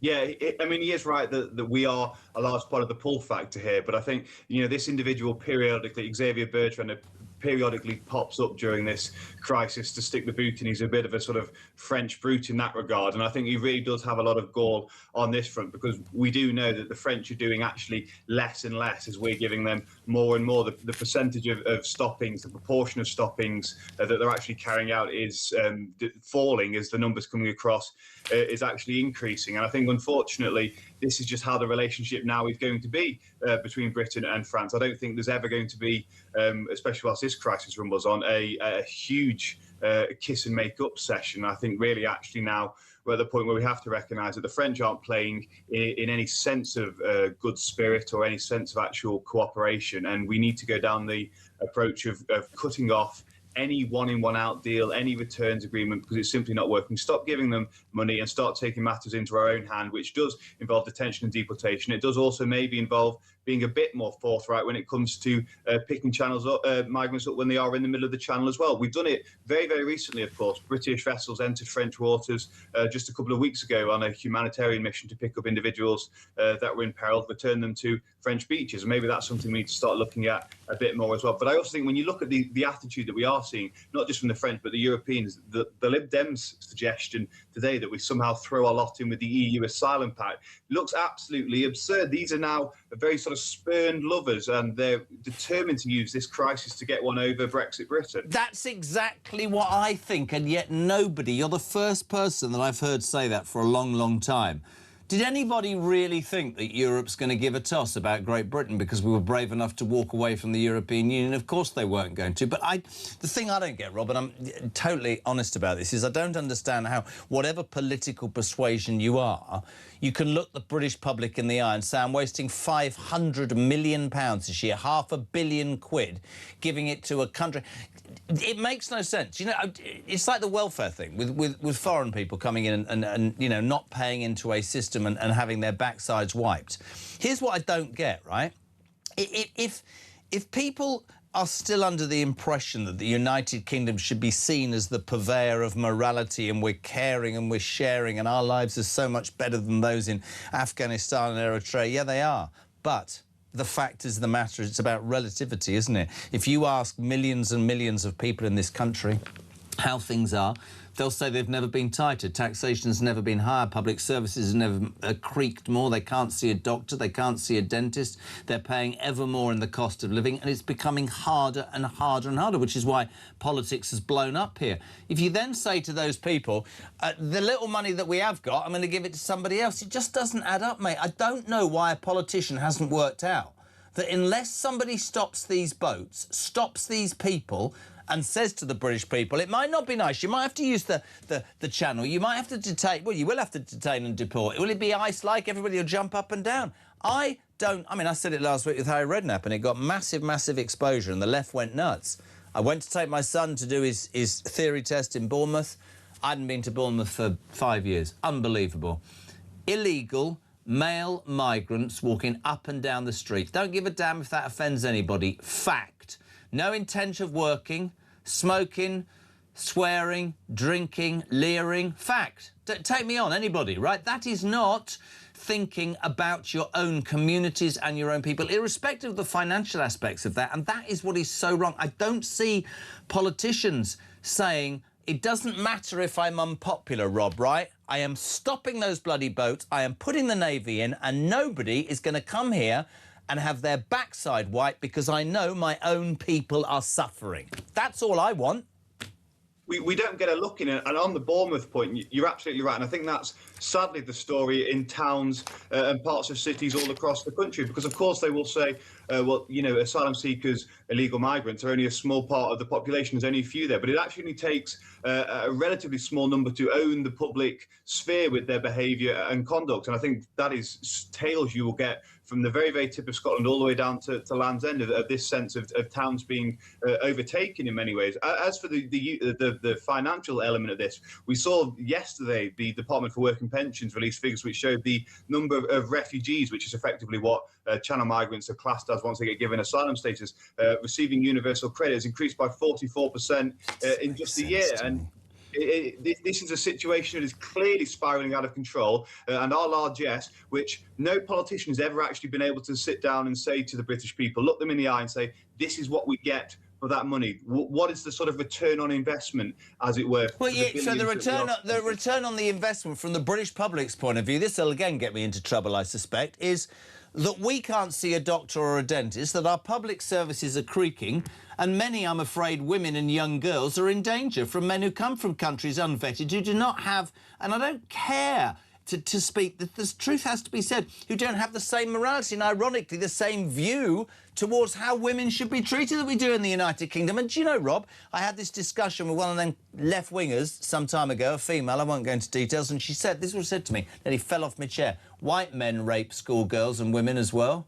How's that a justification? That is not a justification to allow your country to have people here, we don't know anything about them. That is not racist or far right, that is a fact. We have proven over the years, the latest example was Ukraine, that we have always tried to do the right thing. I am simply calling for my next government to do the right thing by the British people, that's all. I mean, it is a big ask with the current sort of uni-party type situation, I would argue. It's probably a bit far-fetched. I mean, maybe the Tories moving somewhat in the right direction to make recompense for their last time in government. But it does seem like such an alien concept. And I think really the way politics, and especially the way migration policy seems to work, is you have a load of individuals who are feel rather inadequate, and thus they try and compensate for it by rather than actually doing the cold, hard facts of what they've been told to by the British public, is they go down these tangential routes of caring more about human rights or cultural relativism, which seems to be sort of polluting the minds of many in Whitehall, many MPs who simply, as you point out, do not recognise the link actually between different cultures and certain behaviours, especially towards women and girls. I mean, it is almost astronomically ridiculous that we are having to explain to people that individuals from countries, third world countries, culturally distant, do have attitudes that are inferior to those that are distilled in Britain. But this is where we are at now. This is where the cultural relativism, the human rights malaise has taken this country, that we're having to explain fundamentals to people who actually, I probably think, have a bit of a malignant streak in them as well, and actually quite enjoy seeing the disintegration of a once high trust, harmonious society into a fractured... Who would want that then? Who wants that to be? Who are those people? I truly believe that there are certain Labour backbenchers who perhaps they represent multicultural areas, who think that actually the fragmentation, the tension is a price worth paying, because they think actually what they're trying to build is a utopia not rooted in anything that is actually Britain, not rooted in anything that actually is already here, but instead building up something from a blank canvas. And this is, of course, many left-wing individuals have this viewpoint that actually their job is to build a completely new society without any consideration to actually the fact that millions, tens of millions of people quite like British society and quite want it to stay as British society. I get bored of myself actually on this, because it just doesn't go away, and we've talked about it so much. I think you can take from today that yeah, the French guy's right in that we are a permanent attraction, but he's also taking the mickey because we're giving them money to do nothing. I mean, people have said take away fishing licences. Either way, whatever the answer is, there has to be a hardening. There has to be a hardening of attitude, because, you know, you talked about the people in Whitehall. I'm still staggered that these people, these civil servants, have so much control, but then I can look on the other hand and say they've probably done 20 years and these politicians have no experience. But, you know, a democratically elected government of whatever colour should be able to judge the mood in this country right now. And the mood in this country is one of despair and unfairness, because it just doesn't seem to get better. What do you make, very quickly, of the government's also facing scrutiny today, Rob, by rushing through plans to be one of the biggest migrant detention centres in Europe in Gosport on the Hampshire seafront. It'll house 600 foreign criminals and illegal migrants. The locals are up in arms. The local councils say, why didn't we know about this? The government are patently trying to... I mean, we had the let's move out of hotels, and suddenly they're everywhere, right, in HMOs or what else. Now, only 600. That's not big enough. Or am I being cynical? Is it a good start? What do you make of it?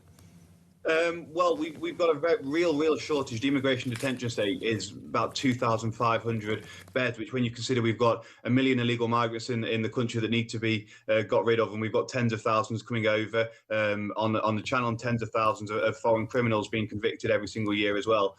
You get a sense of the scale. I think you can deal with a smaller estate, but if you're prepared to really expedite people's processing through immigration detention centres, and that requires obviously overhauling the judicial review process and leaving the ECHR and so forth. But I do think Whitehall, whether it's immigration detention estates or it's asylum accommodation, needs to get a better grip of building those relationships with local authorities, and can't keep going down this route of heavy-handed, top-down imposition, because that really does erode public trust. That really does make people feel the social contract is broken, and gives a greater sense of powerlessness than we already have when we're watching hundreds of men invade our country pretty much every single day at this point. So I think the Whitehall has a lot more to do in terms of how it actually communicates with people on this. Mate, it's always a pleasure. You know what I think of you. Robert Bates, Research Director at the Centre for Migration Control. Check it out. Thank you so much indeed, Robert Bates. 20 minutes to 8 o'clock, live across the UK. As I said before, 8 o'clock, Dickie Arbiter, former press secretary to Her Majesty the Queen, former royal journalist, talks about this revelation overnight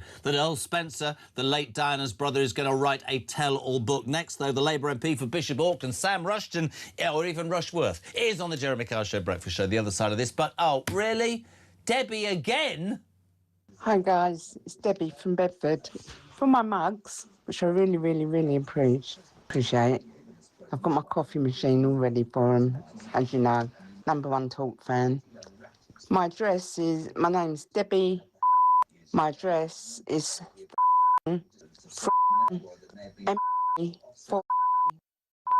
That's minutes. Postcode A. That's good. Thank you guys. I really, really appreciate that. So, please, am I getting my mug? Or am I going to be made to look a mug?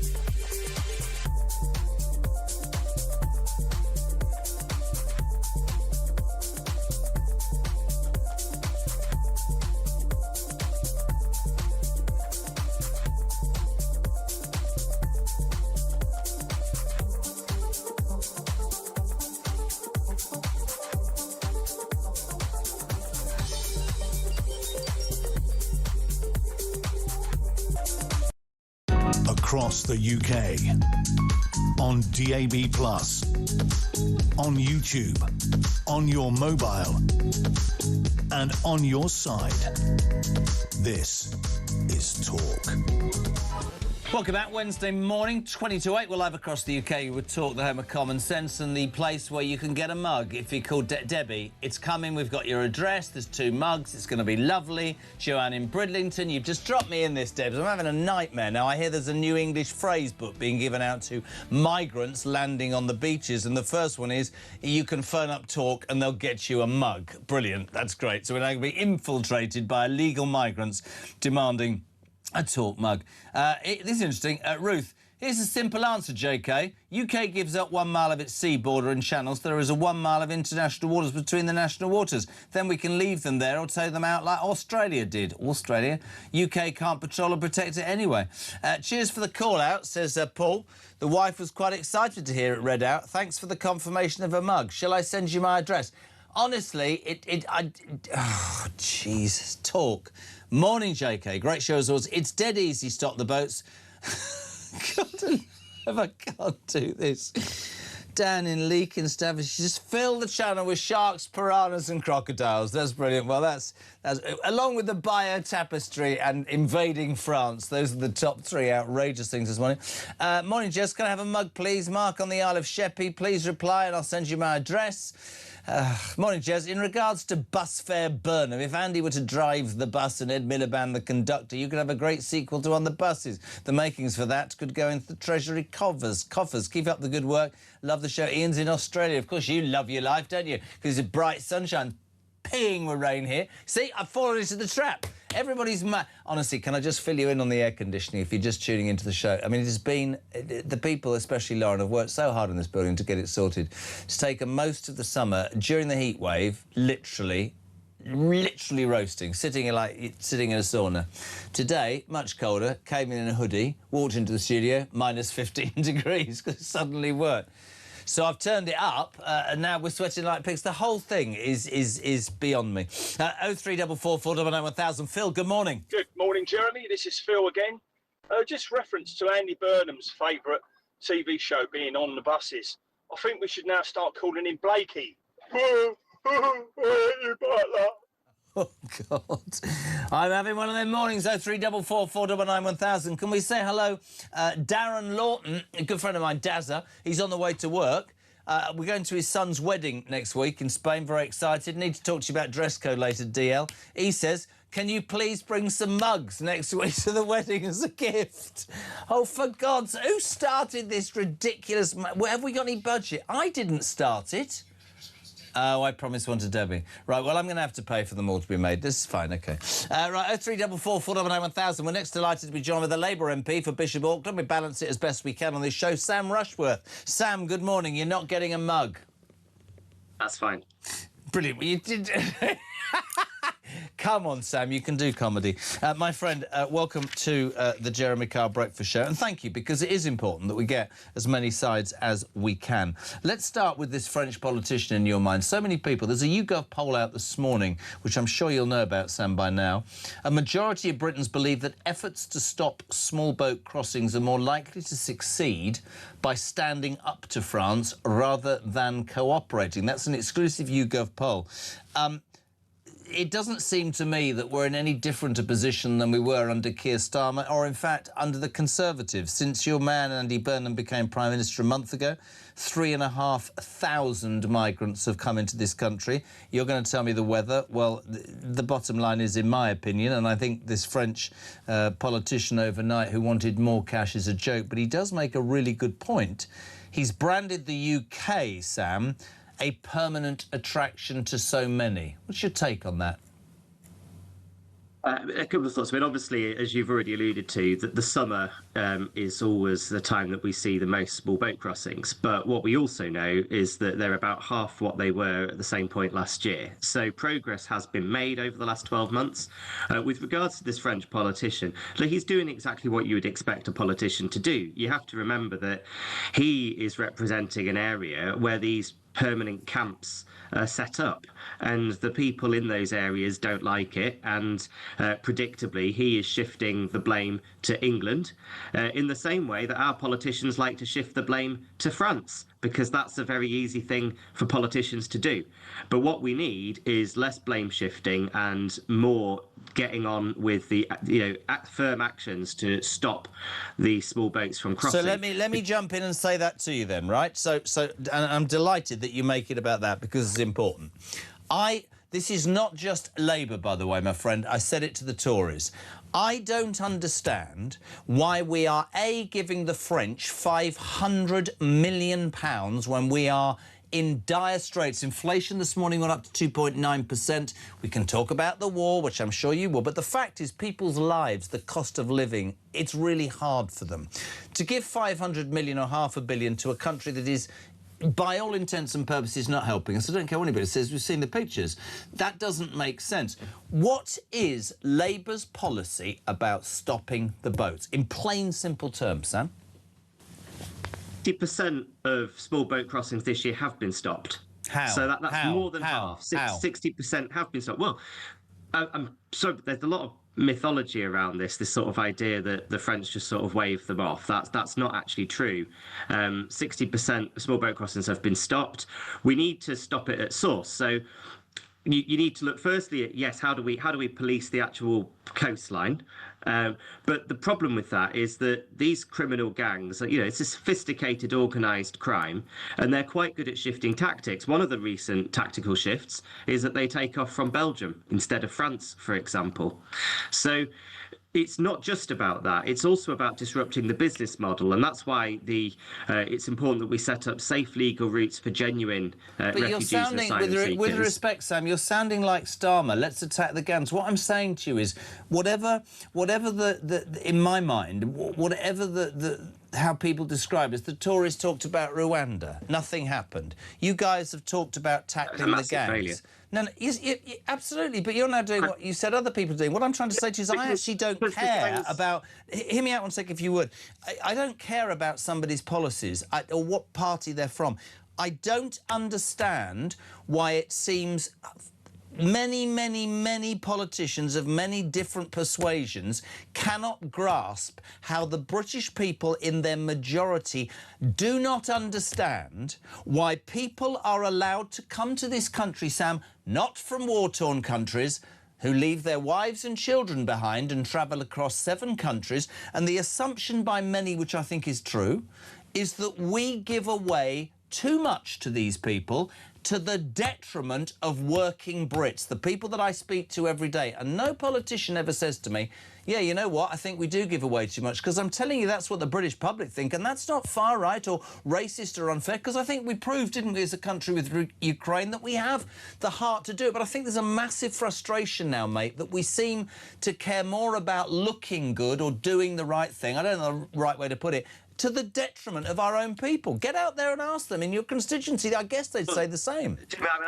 I do, and I know what people think about this, but I think, to me, the dividing line in politics today is not whether or not we think this is a problem that needs dealing with. I don't think you'll find many politicians who are willing to sort of say that we don't need to care about this. I don't want to see a single person coming undocumented on a small boat to our country ever again. I don't want that. You don't want that. Nobody wants that.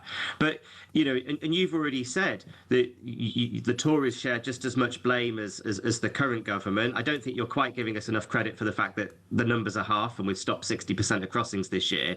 But what I think is the dividing line is between those who seem to think that there's a sort of wave a magic wand solution to this and those who understand that actually it's more complex. And, you know, recently we had Farage talking about putting the Navy in the Channel. But, of course, he himself, 2 years ago, when the Conservatives proposed that, was a big critic of the policy and said that they'd just be rounding up dinghies. Jeremy Clarkson, not a known Labour supporter, also criticised his policy. It would indeed be, as Jeremy Clarkson said, logistically absurd. It would be bonkers. It wouldn't work. And this is what we've had, is policy after policy that doesn't work. And what we need to do is what does work.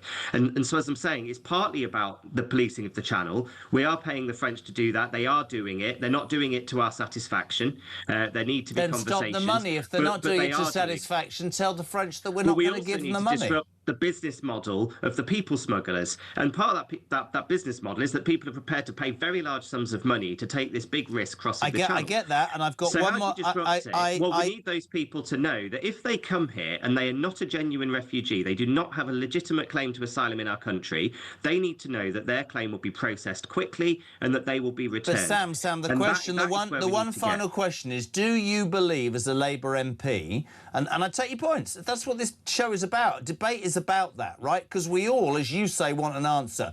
Do you believe we give too much? We're too attractive with a land that gives more. That's the attraction. Because I tell you what, mate, there's a lot of people that think we give too much. Loads of them. So I mean, look at what they get. If you are an asylum seeker in an asylum hotel, you get £10 a week, or less actually. It's £9 something a week. To pay for your sort of toiletries and essentials. If you're an asylum seeker that's in a self-catering situation, you're given less than £50 a week. This is far less than a British person on the welfare state. So I don't think it's about what they're given. Actually, I think that's a myth, and I think the conditions that they live in are much harsher than most people realise. What I think there is a four-star hotel's harsh. Well, but by the time those hotels are turned into asylum hotels, believe me, they are not 4-star. That is not the experience. Let's agree to disagree, but I don't need... That's not the experience of living in one. But I think what we do need to look at is what are the pull factors. And I think there's two big pull factors. One is that they speak the English language, you know, because we spent a couple of centuries going around the world colonising it and teaching everyone our language. There's the reason that the Labour Party will forever allow people to come to this country. They've got a network of people that speak our language. And the other is that there is a black economy, and we need to deal with the black economy.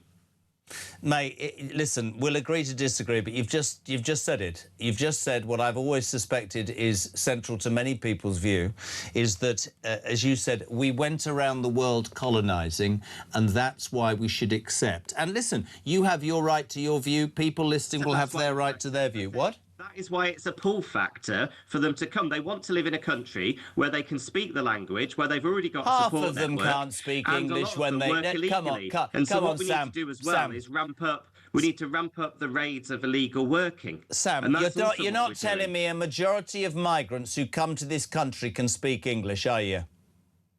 A lot of them come because they feel they can work better in the English language than they can in many other European languages. Explain to me then why they don't bring their wives and children. There was a man from the Labour Party who used to be Chief Secretary to Keir Starmer called Darren Jones, who on Newsnight, because I was watching the programme, said The right don't understand this. 90%, he said, of those boats are full of women and children. The biggest load of claptrap I've ever heard in my life. If you, hear me out, if you were living in apparently this war-torn country, hear me out, right, and you had a wife and child, because I've desperately wanted to ask somebody from the Labour Party this for a long time, would you, A, bring your wife and child to make them safe, or would you, in fact, leave them there and cross 7 safe countries so that you came to England under the guise in your mind, Sam, that you speak the language or because we colonised your land? They're coming here, mate, because we get... Why don't they stay in France? It's safe because you said it yourself. You said, oh, asylum hotels aren't great.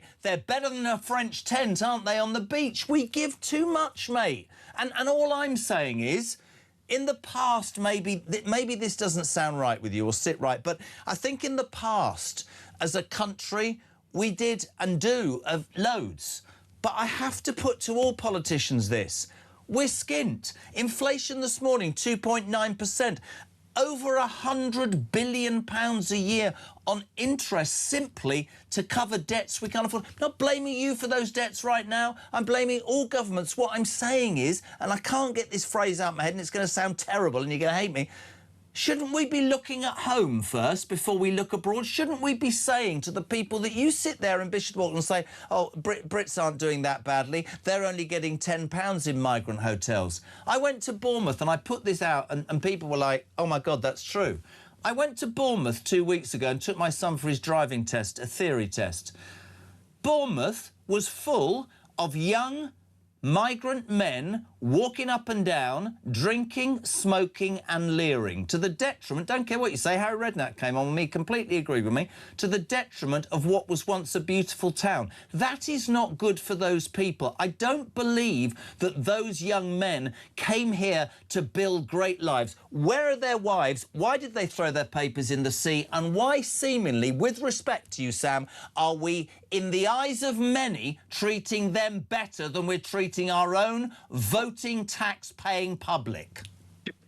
What confuses me about your question is you still seem to think that that there's a difference between you and me in the degree to which we want this to be happening. There's not. We both want there to be 0 small boat crossings.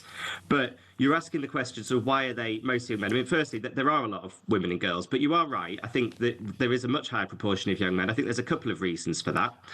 One is that in a conflict situation, they tend to be the most likely to be killed and recruited, but also it's because, as you know very well, a lot of these people are coming as economic migrants, or it's because they believe that if they make the dangerous crossing, they can then bring their family. And that's why one of the things this government has done, as I say, we need to disrupt the business model and make it less attractive.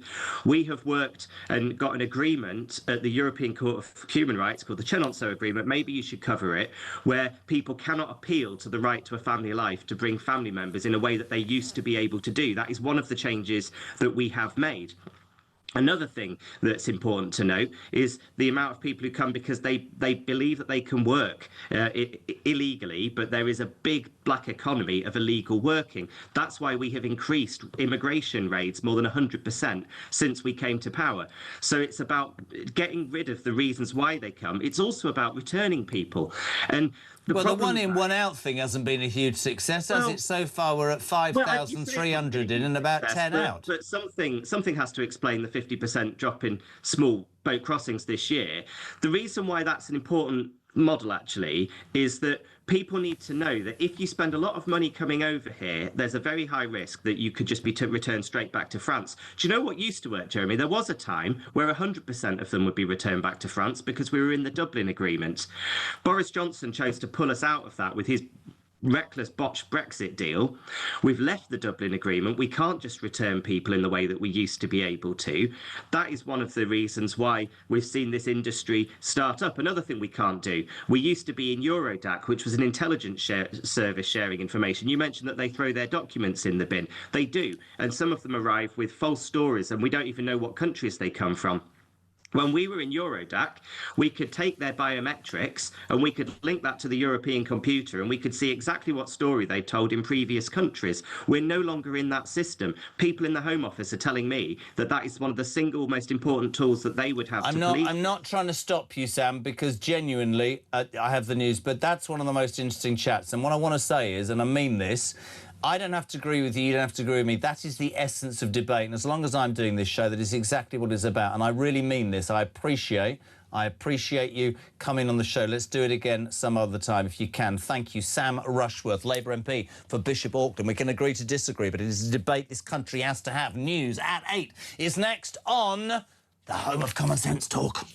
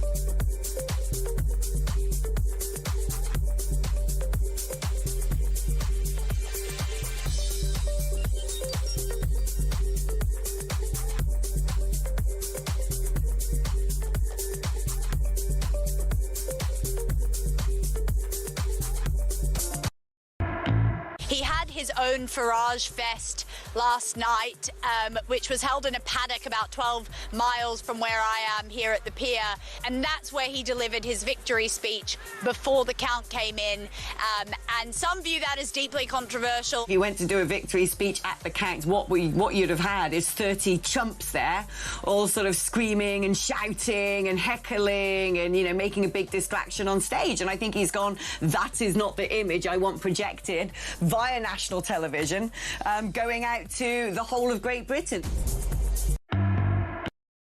Across the UK, on DAB+, on YouTube, on your mobile, and on your side.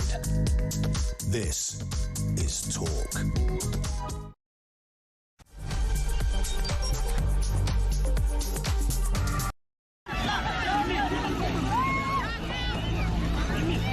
Secretary has brought forward a very rigorous plan in relation to this, and let's remember, of course, the numbers can fluctuate, but overall boat crossings are down quite significantly year on year, so that does suggest that the plan is working. We've just witnessed drone footage of the French authorities handing out life jackets to illegal immigrants and then waving them goodbye as they head on their way towards the UK. So the French are actively helping and facilitating illegal immigration. In addition to that, the French forces did nothing to stop that huge migrant dinghy. In fact, the dinghy came out, then it went back to the beach to pick up even more illegal immigrants and then departed for a second time. During all of that, the French did nothing, and they even handed out life jackets and waved goodbye as these illegal immigrants head towards the UK. I think that's terrible. I mean that anyone who did cross the channel and arrive in Dover could be immediately deported within around about a week. Give that a second, he's just dragging a line by the look of it. Is that a warning shot towards us? I don't know. Well, I was trying to work Okay. The French officers could clearly see we were conducting an interview on the back of the fishing boat. They sailed extremely close to us and started firing gunshots, 11 live rounds. We could see the bullets hitting the water behind our boat. They weren't firing before their approach. They weren't firing afterwards. There was no notification of any kind of training exercise. So it did seem to me to be an effort to intimidate us.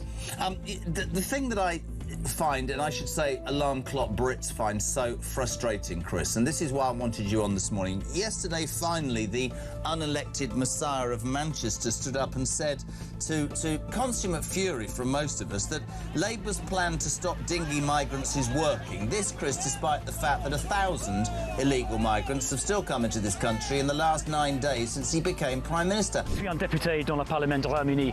Why have you allowed the migrants into the water? Why haven't you stopped them?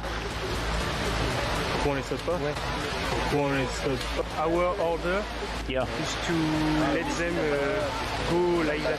Your order is to let them go? We just have to say to them, don't do that, it's dangerous. So your orders are not to intervene? We have to protect them. Well, there's also protecting the border as well. Across the UK, on DAB+, on YouTube, on your mobile, and on your side. This is Talk.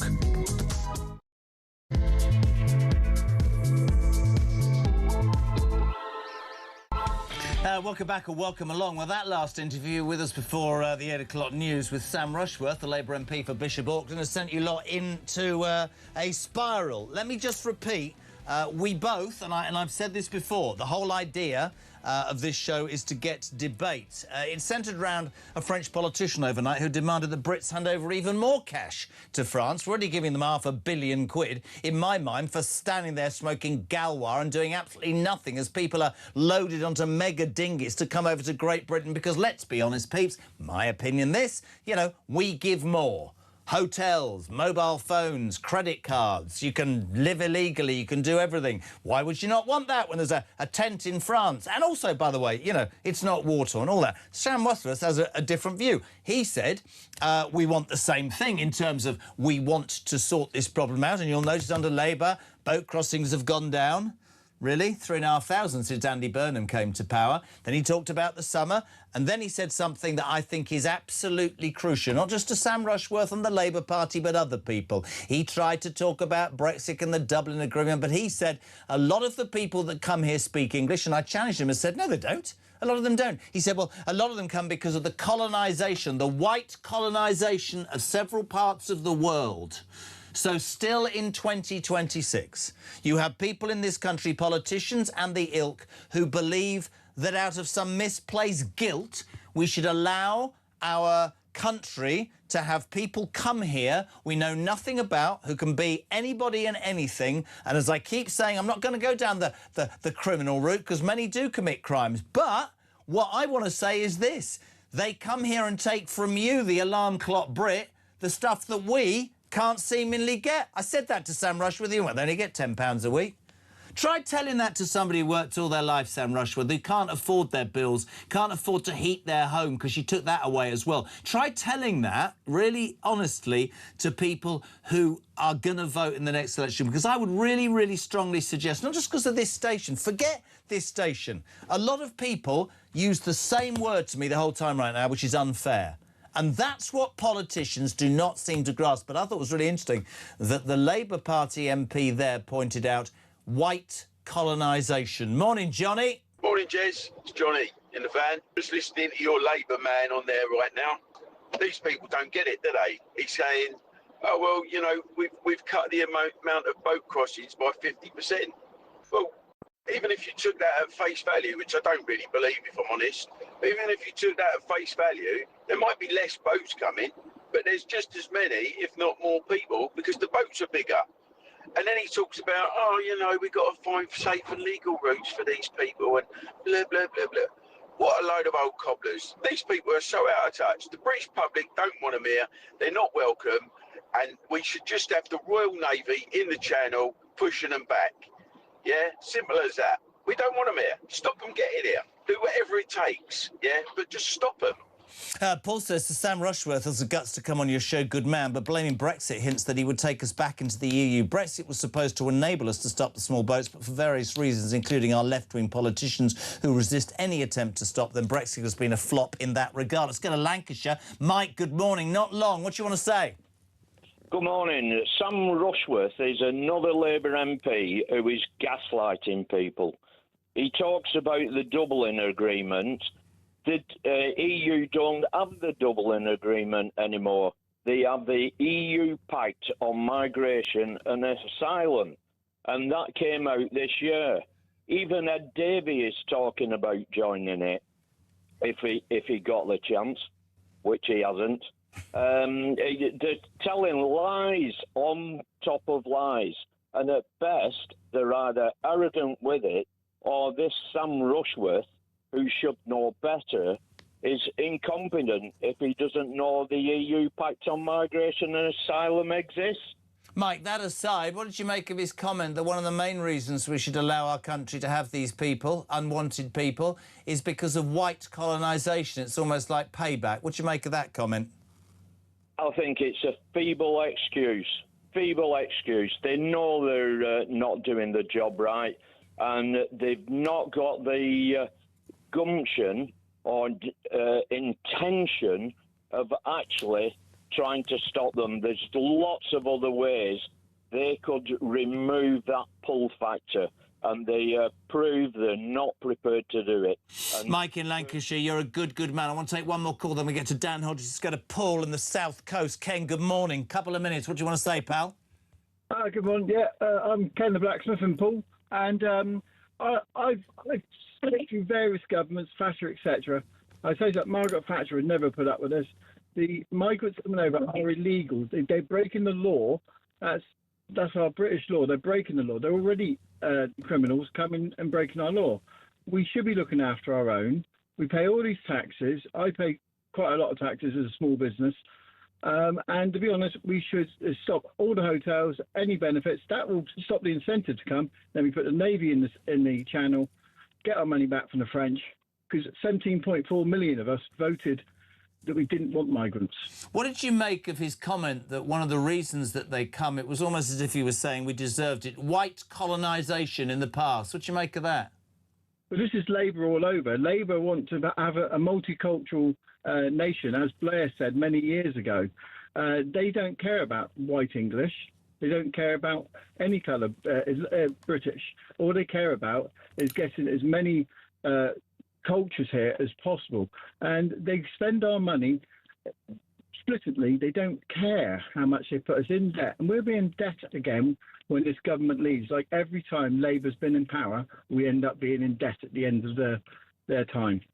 Couldn't agree more. Good to have you on. Thank you, Ken. 0344 499 1000. Calls, voice notes, whatever. That migrant tracker, 80,576 migrants have arrived since Labour came to power. Sam Rushworth said that they'd halved. I don't think they have, but the bottom line is 15,000. Yeah, it's just 15,000 just this year, 16,000.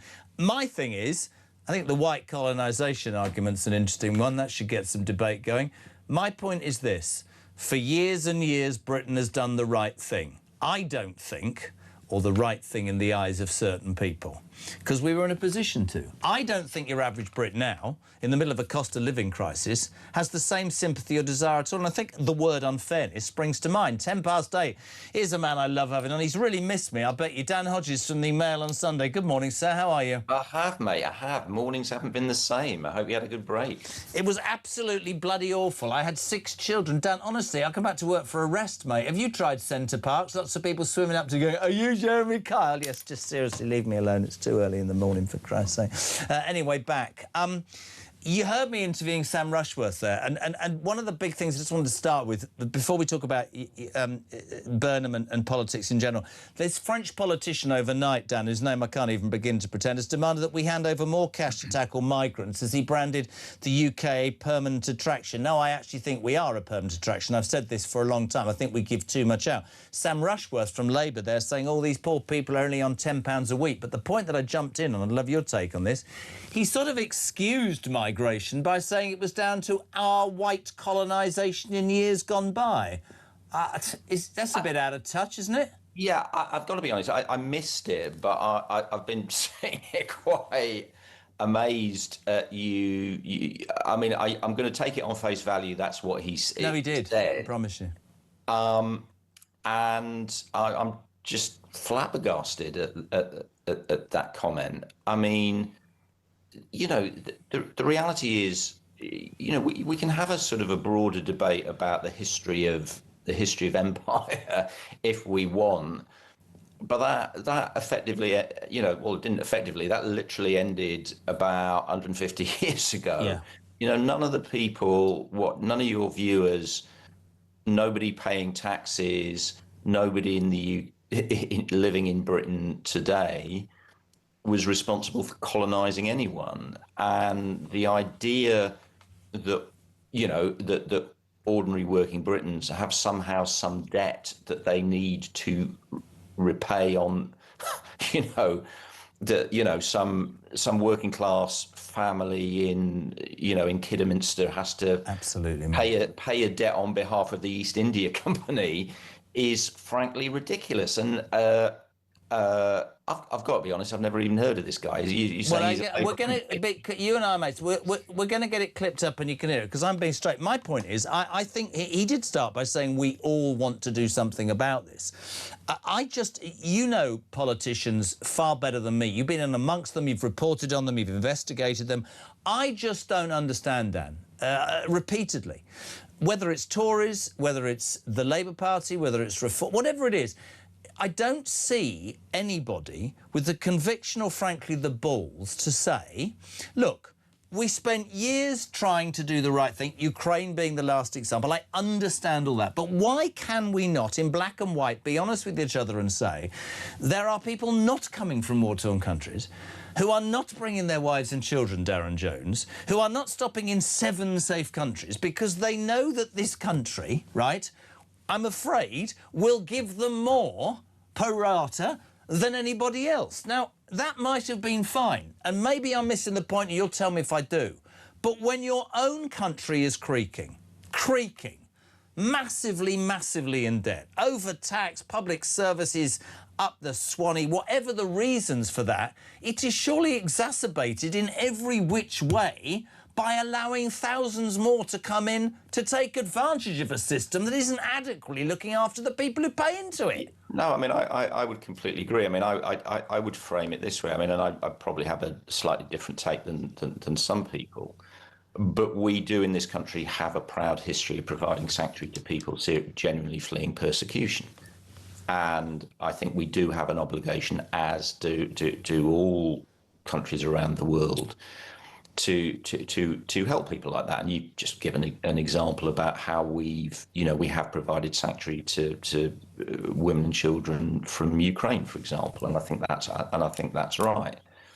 The problem is, as you said, though, the asylum system, to the extent it really effectively exists anymore, has been corrupted and effectively destroyed by the practical reality that vast numbers of people are coming to this country claiming asylum who do not actually have a genuine fear of persecution, but are doing so exclusively for economic reasons. Now, you and I, and I'm sure everybody watching this program, can entirely understand to an extent and empathise why people experiencing appalling economic hardship want to improve their lives. But the reality is, as you've said, there are a lot of people in this country experiencing appalling economic hardship themselves. Yeah, absolutely. And they have to, with the best will in the world, they have to be the priority.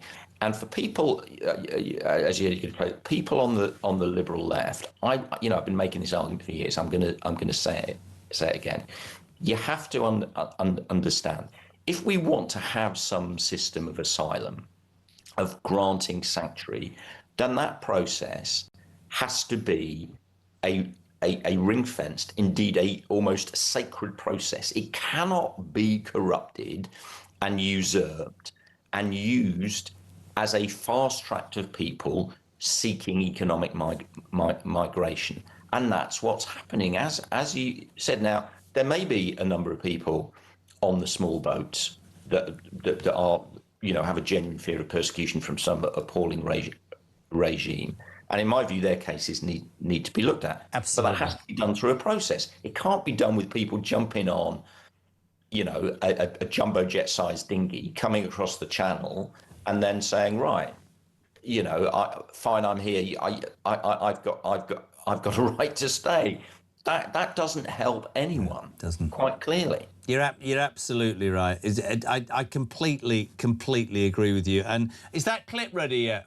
Is that clip ready? Come on, get that clip. I want to play it. Dan, just move it from that, but I'll come back to that clip. Couple of other things. you know more about this. My listeners are a bit confused. I am. Andy Burnham said that the number 10 North, the idea to move part of power into Manchester, will take over responsibility for economic growth from the Treasury as part of a huge transfer of power of Whitehall. We know, as I said, that costs are incredible. Interest alone on the spending that we've got, the debt we've got, is over 100 billion quid. Is this number 10 North more then than just a show? Are we seriously talking about devolving power to the North as you believe it? And if so, what does that mean? How does that happen? How does it work itself out? What does he mean by that? I mean, it's definitely... I mean, I remember saying this at the beginning. I mean, you know, and I know that a lot of people were taking the mickey out of it. No, it genuinely is real. I mean, I've spoken to people around Andy Burnham. He is genuinely serious about this, and he's genuinely serious about you know, shifting power outside of Westminster and Whitehall. Now, obviously, a lot of politicians have talked about it in the past, and nothing's come of it. He is genuinely serious about it. But the fact he's genuinely serious about it doesn't mean there aren't going to be major problems. Obviously, there is going to be major resistance within the system. There are going to be practical problems, practical reality. A large number of people currently working on Whitehall are not going to want to move to Manchester. That's just a practical thing. You're going to have major issues of coordination, because you are, in a sense, fragmenting some of the traditional roles of the Treasury. And obviously, as anybody who's ever worked in government will tell you, the Treasury very, very, very jealously guards its own power. Yeah.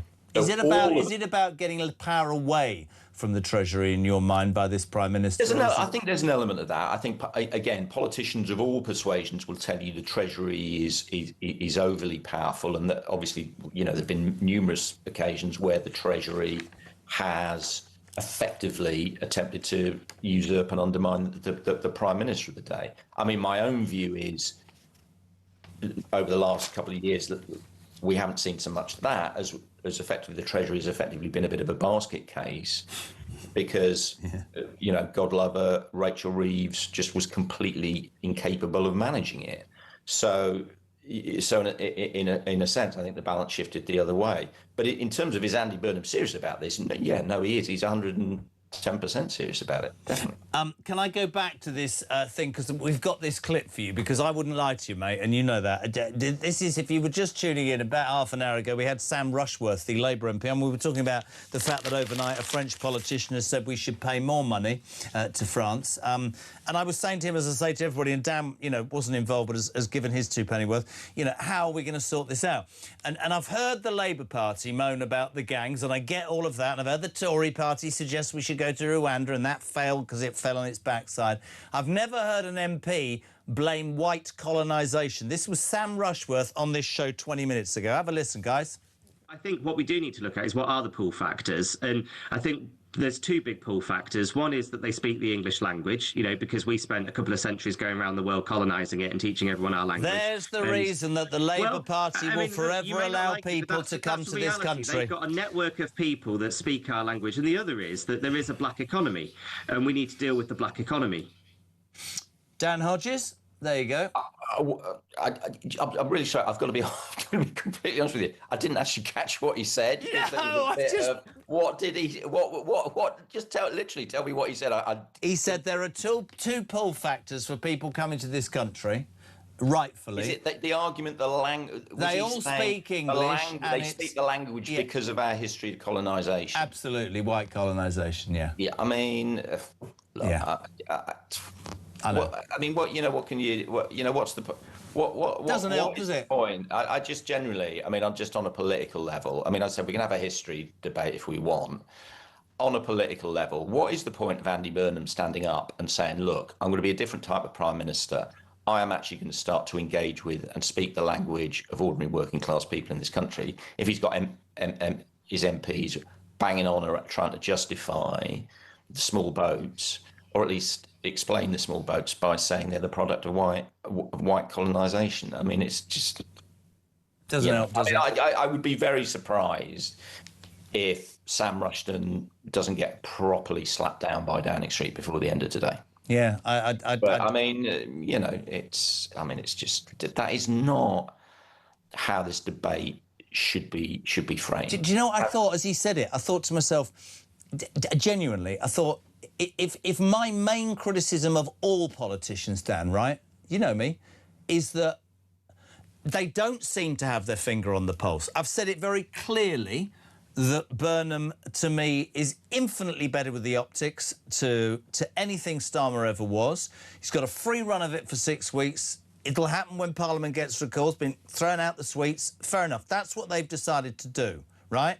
But that just takes me back to think that so many of our elected representatives actually don't give a toss or even don't give a thought about what your average... Not me, not you, not the Mail, not Talk.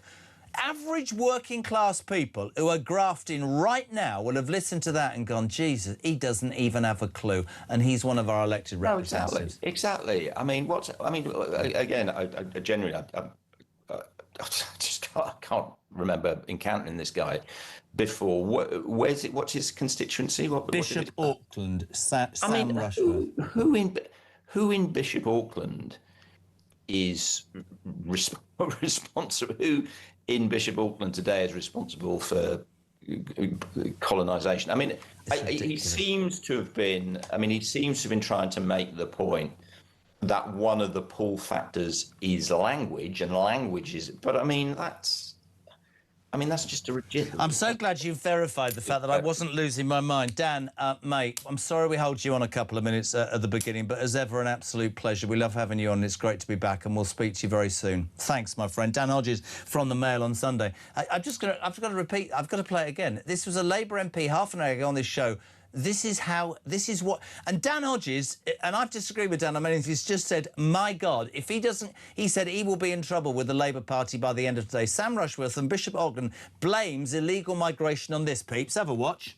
I think what we do need to look at is what are the pull factors. And I think there's two big pull factors. One is that they speak the English language, because we spent a couple of centuries going around the world colonising it and teaching everyone our language. There's the reason that the Labour Party will forever allow people to come to this country. They've got a network of people that speak our language. And the other is that there is a black economy, and we need to deal with the black economy. Unbelievable. Let's go to the phone lines. Bournemouth, David, couple of minutes. You're on. What do you want to say? Yeah, I live near Bournemouth, and they've just destroyed the town. The town is non-existent. Sorry, I can't. Can you honestly? There's no point in putting people through. We can't hear. Natalie is in Manchester. Natalie, good morning. You're on. Hi, Jeremy. Hi, darling. Hi, I'd just like to say thank you so much for standing up for the situation with that Sam Rushworth. He absolutely spoke a load of crap. And yeah, thank you for standing up. My point is, I want everybody of every political persuasion on this show. We have Reform, we have Labour, we have Tory. We had Christine Jardine from the Liberal Democrats in the last 2 weeks. But honest to God, and Dan Hodges just nailed it. Do you think the voters of Bishop Auckland, right, a working class area, who are struggling their backsides off to pay their energy bills and their food costs, really are going to sit there this morning and go, so my MP's blaming me for the fact that hundreds of years ago we colonised some countries? What a load of absolute baloney. I really think it's absolutely ridiculous what he said. Absolutely. And it sums up, by the way, this guilt trip thing that you get from the Labour Party. Oh, we've stopped now. Have you noticed? I said to him, do you think they all come from war-torn countries? Some do. Right, so some don't. What about leaving your wife and kids? What did he say? Well, they come here to build a life so they can then call for their wives and kids. What, from their prison cell? And what about the fact you've got to cross seven on... Oh, God, mate, it's got me going. Now, thank you so much indeed. Sean from Grimsby, listening to that Labour wet wipe reaffirms my position that invading France is our only option. Cheers, every Labour MP is like a recorded message, says Dino in Salford. So basically, last year we had 100 murderers, rapists, terrorists land on our shores, but this year we're 40% down, so we only have 60 murderers, rapists and terrorists. What a great job you're doing. Jez, says Joe from Shrewsbury, if you leave a war-torn country, you take your family with you to ensure they're safe. If you leave to fight a war, you leave your family at home to try to ensure their safety. It's not bloody rocket science. Morning, Jez. If we can't just return people like we used to, as Sam said, why can't the man in charge draft up some new legislation to make it possible our own? 10 quid a week might not be much, but it's too much if you're here illegally. Talk breakfast. Russ, good morning. Morning, Jezza. Ross from Manchester. Oh, it's a joke, that Labour politician. He couldn't even answer how they're stopping the boats coming in. You know, the boats are down by 50%. Our plan is working. How? He couldn't answer it. You know why? Because they're doing absolute nothing to it. It's just letting it go. It's like watching the waves. Sometimes they're big, sometimes they're small. These people are utter trash. They need gone.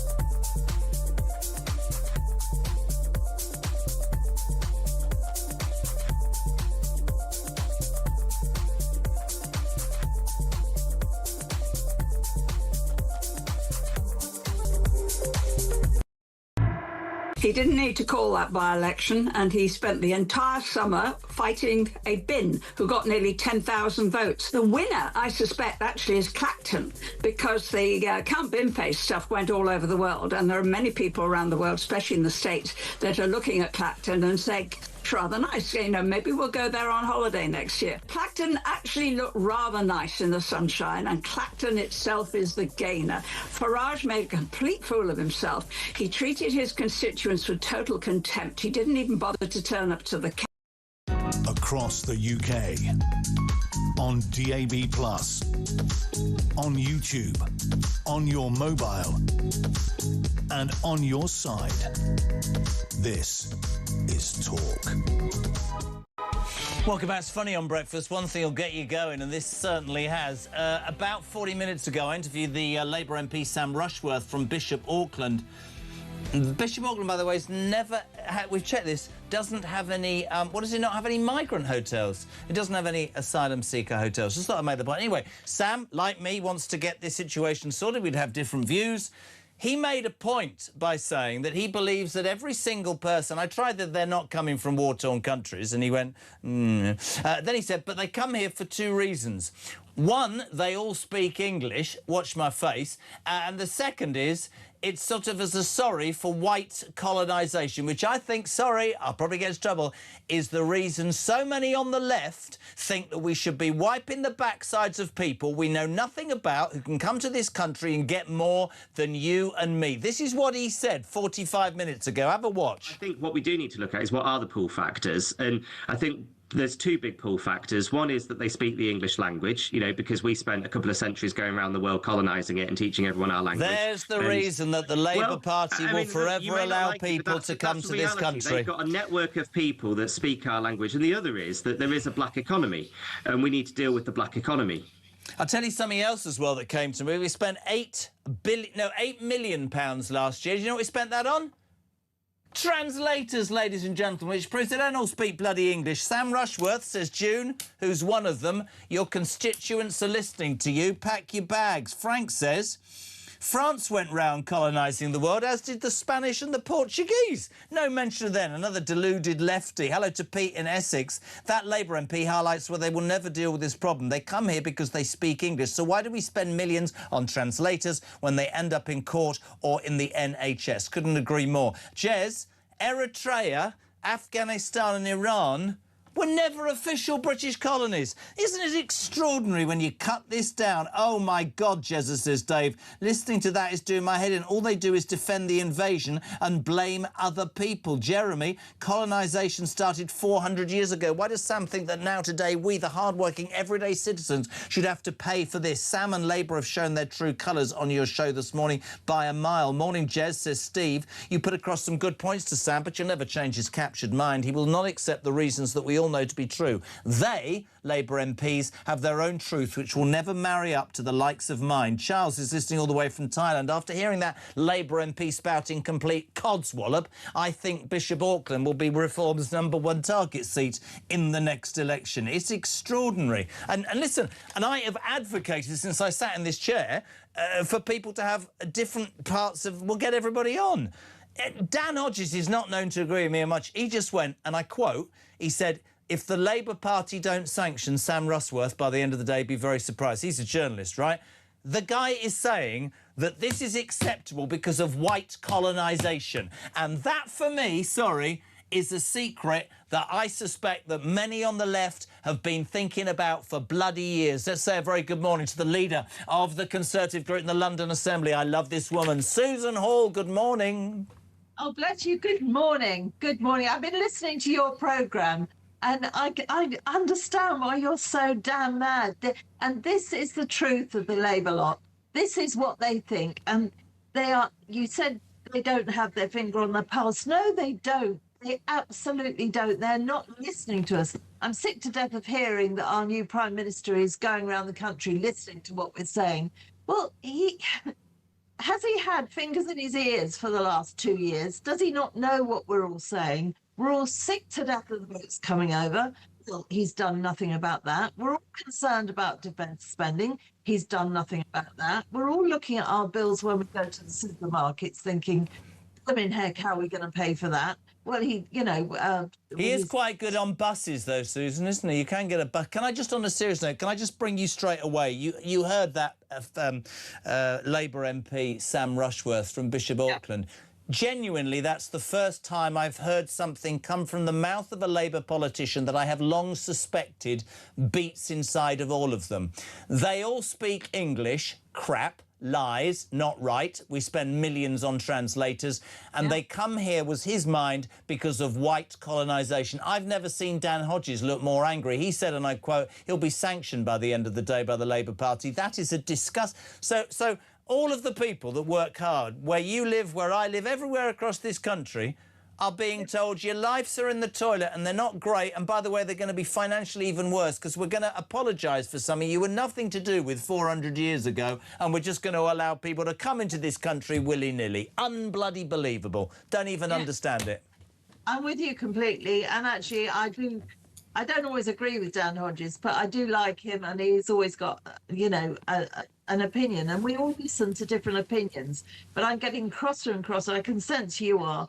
And so are your listeners, because at the end of the day, politicians are there to make sure that they represent what we're all thinking. Well, they're not listening to us. They're not listening to us on so many different levels. And it's about damn time they do, because if not, I can see real trouble brewing. I can really. It's a really difficult one, actually, and I'm sort of with you on that. You know, a lot of people will say to me, they'll say, what are you advocating? I'm not advocating anything. What I'm saying, Susan, and I've said it for a long time on this show, is that, in my mind, the silent majority, who for years have accepted...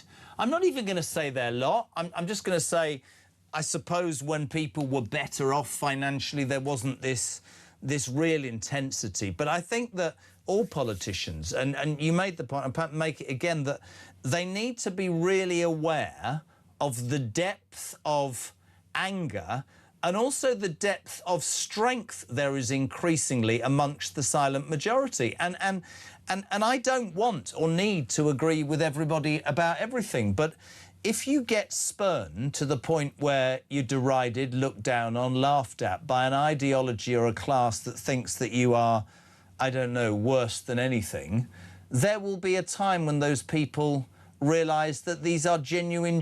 I mean, you have it. more than anybody. You are one of the most impressive performers. You have to deal with Sadiq Khan quite, well, should I say Lord Khan? What is he, King Khan soon, I should imagine. I mean, this man literally is so rude to you and anybody who dares to question him. He doesn't even answer you. He just looks through you and says, I don't understand the question. Why do you keep beating your head against the brick wall? Let's call him King Khan from now on, shall we? I do it because somebody's got to. These politicians need to be held to account, and that's my job. It's also my secret pleasure, to be honest. But the biggest regret is that I don't have enough time. People say, well, why didn't you follow that up with another question? But in Mayor's question time, we're only given a certain amount of time and then it stops. So you ask him a question, he'll go all the way around the houses, won't answer, and you don't have much time to come back to another question. But, you know, it's important that people like me do hold people like him to account. And the silent majority, I've thought this for so long, Jeremy, the silent majority are now getting fed up. We're the ones paying for everything. We've all looked after minority groups and, you know, sometimes to the detriment to the rest of us. But these minority groups are getting bigger and bigger and bigger. And I would suggest those of us that are the silent majority won't be the majority any longer. And who pay for everybody else? I mean, I'm as livid as you are, to be honest. I mean, Sadiq Khan, one thing I read about him overnight, he plans 900 more traveller pitches across London. What do you make of that? Well, I'm sure you know what I make of that. Should we call him Caravan Khan? That's getting better by the minute, isn't it? It's, there's all sorts of things I call him, which I couldn't repeat on your show, but... Oh, no, you can, trust me. Oh, no, I can't, trust me. Right. I don't have a job left.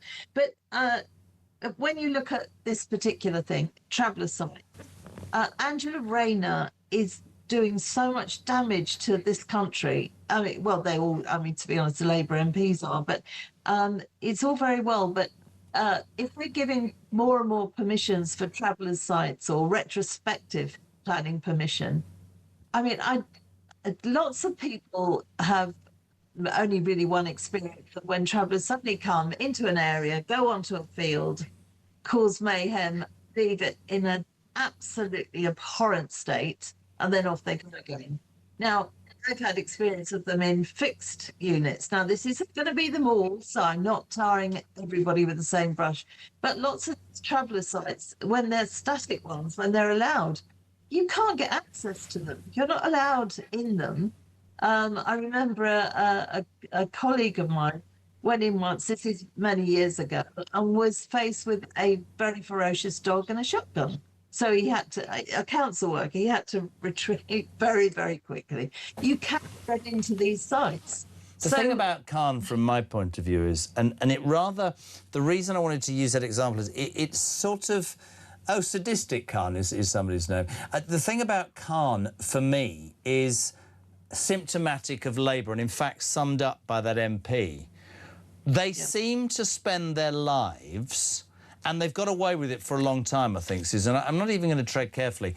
They seem to spend their lives attaching themselves to whatever great cause they believe makes them look good, makes them feel good amongst certain people, to the detriment, I have to say this repeatedly, the detriment of hard-working, British, normal, everyday people who have been almost discarded and looked down upon. I know that Nigel Farage says sometimes when he's in the House of Commons that they just howl and holler and don't accept that millions would support his views. The Tories exactly the same. It's almost as if this left ideology that's crept in assumes, this is what I would say, assumes that they're morally superior to other politicians, and also that they can ride roughshod.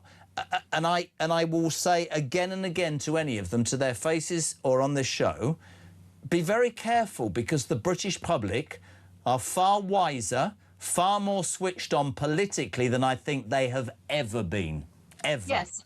And I'm very pleased about that, because they need their eyes open. And anybody thinking that the Lib Dems are anything other than left, then think on, work with Lib Dems, and you will know that they are far more on the left than towards the right, far more.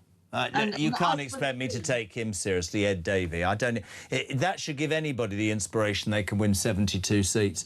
Susan, it's an absolute pleasure. Keep banging the drum in the London Assembly against Khan. Can I ask you a question? You know, when you see the House of Commons and the House of Lords and they walk between and two people who absolutely hate themselves patently have a good old chat, are you and Sadiq mates privately? Do you go out for a drink? No. I've never even had a meeting on my own with him. The Labour London Assembly members, most of them I get on with very well, especially their leader, Len Duval, who's now in the House of Lords. Yes, we do. But Sadiq Khan is completely insular, so different from both Boris and Ken. Boris and Ken were very approachable. Sadiq Khan is not approachable. He doesn't care what anybody else thinks. He sits in his ivory tower, and God knows why he keeps getting re-elected. And ennobled. I mean, we've gone from Sir to Lord to King all in one morning. Quite extraordinary. Amazing to have you on, Susan. We love you. Thank you very much indeed. Susan Hall, leader of the Conservative group in the London Assembly. You lot are going nuts about this. This was a Labour MP an hour ago on this show. This is what Sam Rushworth, the Labour MP for Bishop Auckland, thinks is because... We're all... colonisation, white colonisation is to blame for people coming to have a watch. This is unbelievable, man. I think what we do need to look at is what are the pull factors. And I think there's two big pull factors. One is that they speak the English language, you know, because we spent a couple of centuries going around the world colonising it and teaching everyone our language. There's the reason that the Labour Party will forever allow people to come to this country. They've got a network of people that speak our language. And the other is that there is a black economy, and we need to deal with the black economy. Matt in Shrewsbury. Jeremy, in regards to the Labour politicians' line about colonialisation, the top 10 countries where illegal immigrants come from are Afghanistan, Eritrea, Iran, Syria, Ethiopia, Vietnam, Turkey, Iraq, Somalia and Sudan. The only country that the Brits colonised was Sudan. So what the hell is that fool talking about? John in Poole. So this Labour MP says that most illegals speak English because we colonised them. What an idiot. We didn't colonise Iran, Afghanistan, Sudan. This fool needs to go back to junior school. Morning, Jez, says Pete in North Somerset. If everyone comes to this country because they share our language, why are we spending £140+ million a year on bleeding interpretate? I can't say the word. Thank you. Kenny's in Perthshire. That's Sam Rushton. It's Rushworth. Down a clown let the cat out the bag about Labour's real agenda. Completely agree with you, Kenny, actually. Well done for exposing it. They are quite happy to allow this outrage to continue. Ideological-driven idiots. We need them out. We need them out quickly. Let's go to Kent. David, you're on Talk Breakfast. Good morning. Good morning, Jeremy. I am absolutely fuming with this Labour man. He's saying we haven't got a pull factor. I want to know how much do the French pay for the migrants? Do they give them £10 a week plus all their food like we do? What is the actual total cost that they pay their migrants? I'm fuming. I got up at I got home at 11:30 last night from work, and I've got up at 6 this morning to go back. It makes me indignant. I couldn't agree more, mate. Listen to this while you're on. This is brilliant. Labour saying the quiet bit out loud. We won't pay reparations, so they bought reparations to us. Really interesting. David in Kent, thank you. Hi, Jez. Catherine from Grimsby. Stop giving mugs away. You're as bad as Burnham. Free for all, £4.50 mug, postage and packing. You, Jeremy Carl, are a mug. Morning, Shane. Anyway, mate, I can actually back you up on what you were saying about your comments on Bournemouth and you took your son to go and get his theory test done. It's horrific, mate. It's not getting any better. My mum won't even go into Bournemouth anymore because of it. I went down there last Sunday and, mate, honestly, it was horrendous. They stood around all in their groups, like groups of 10 at least, and they just look menacing. I'm sorry, they don't look like they want to integrate or assimilate. They really don't.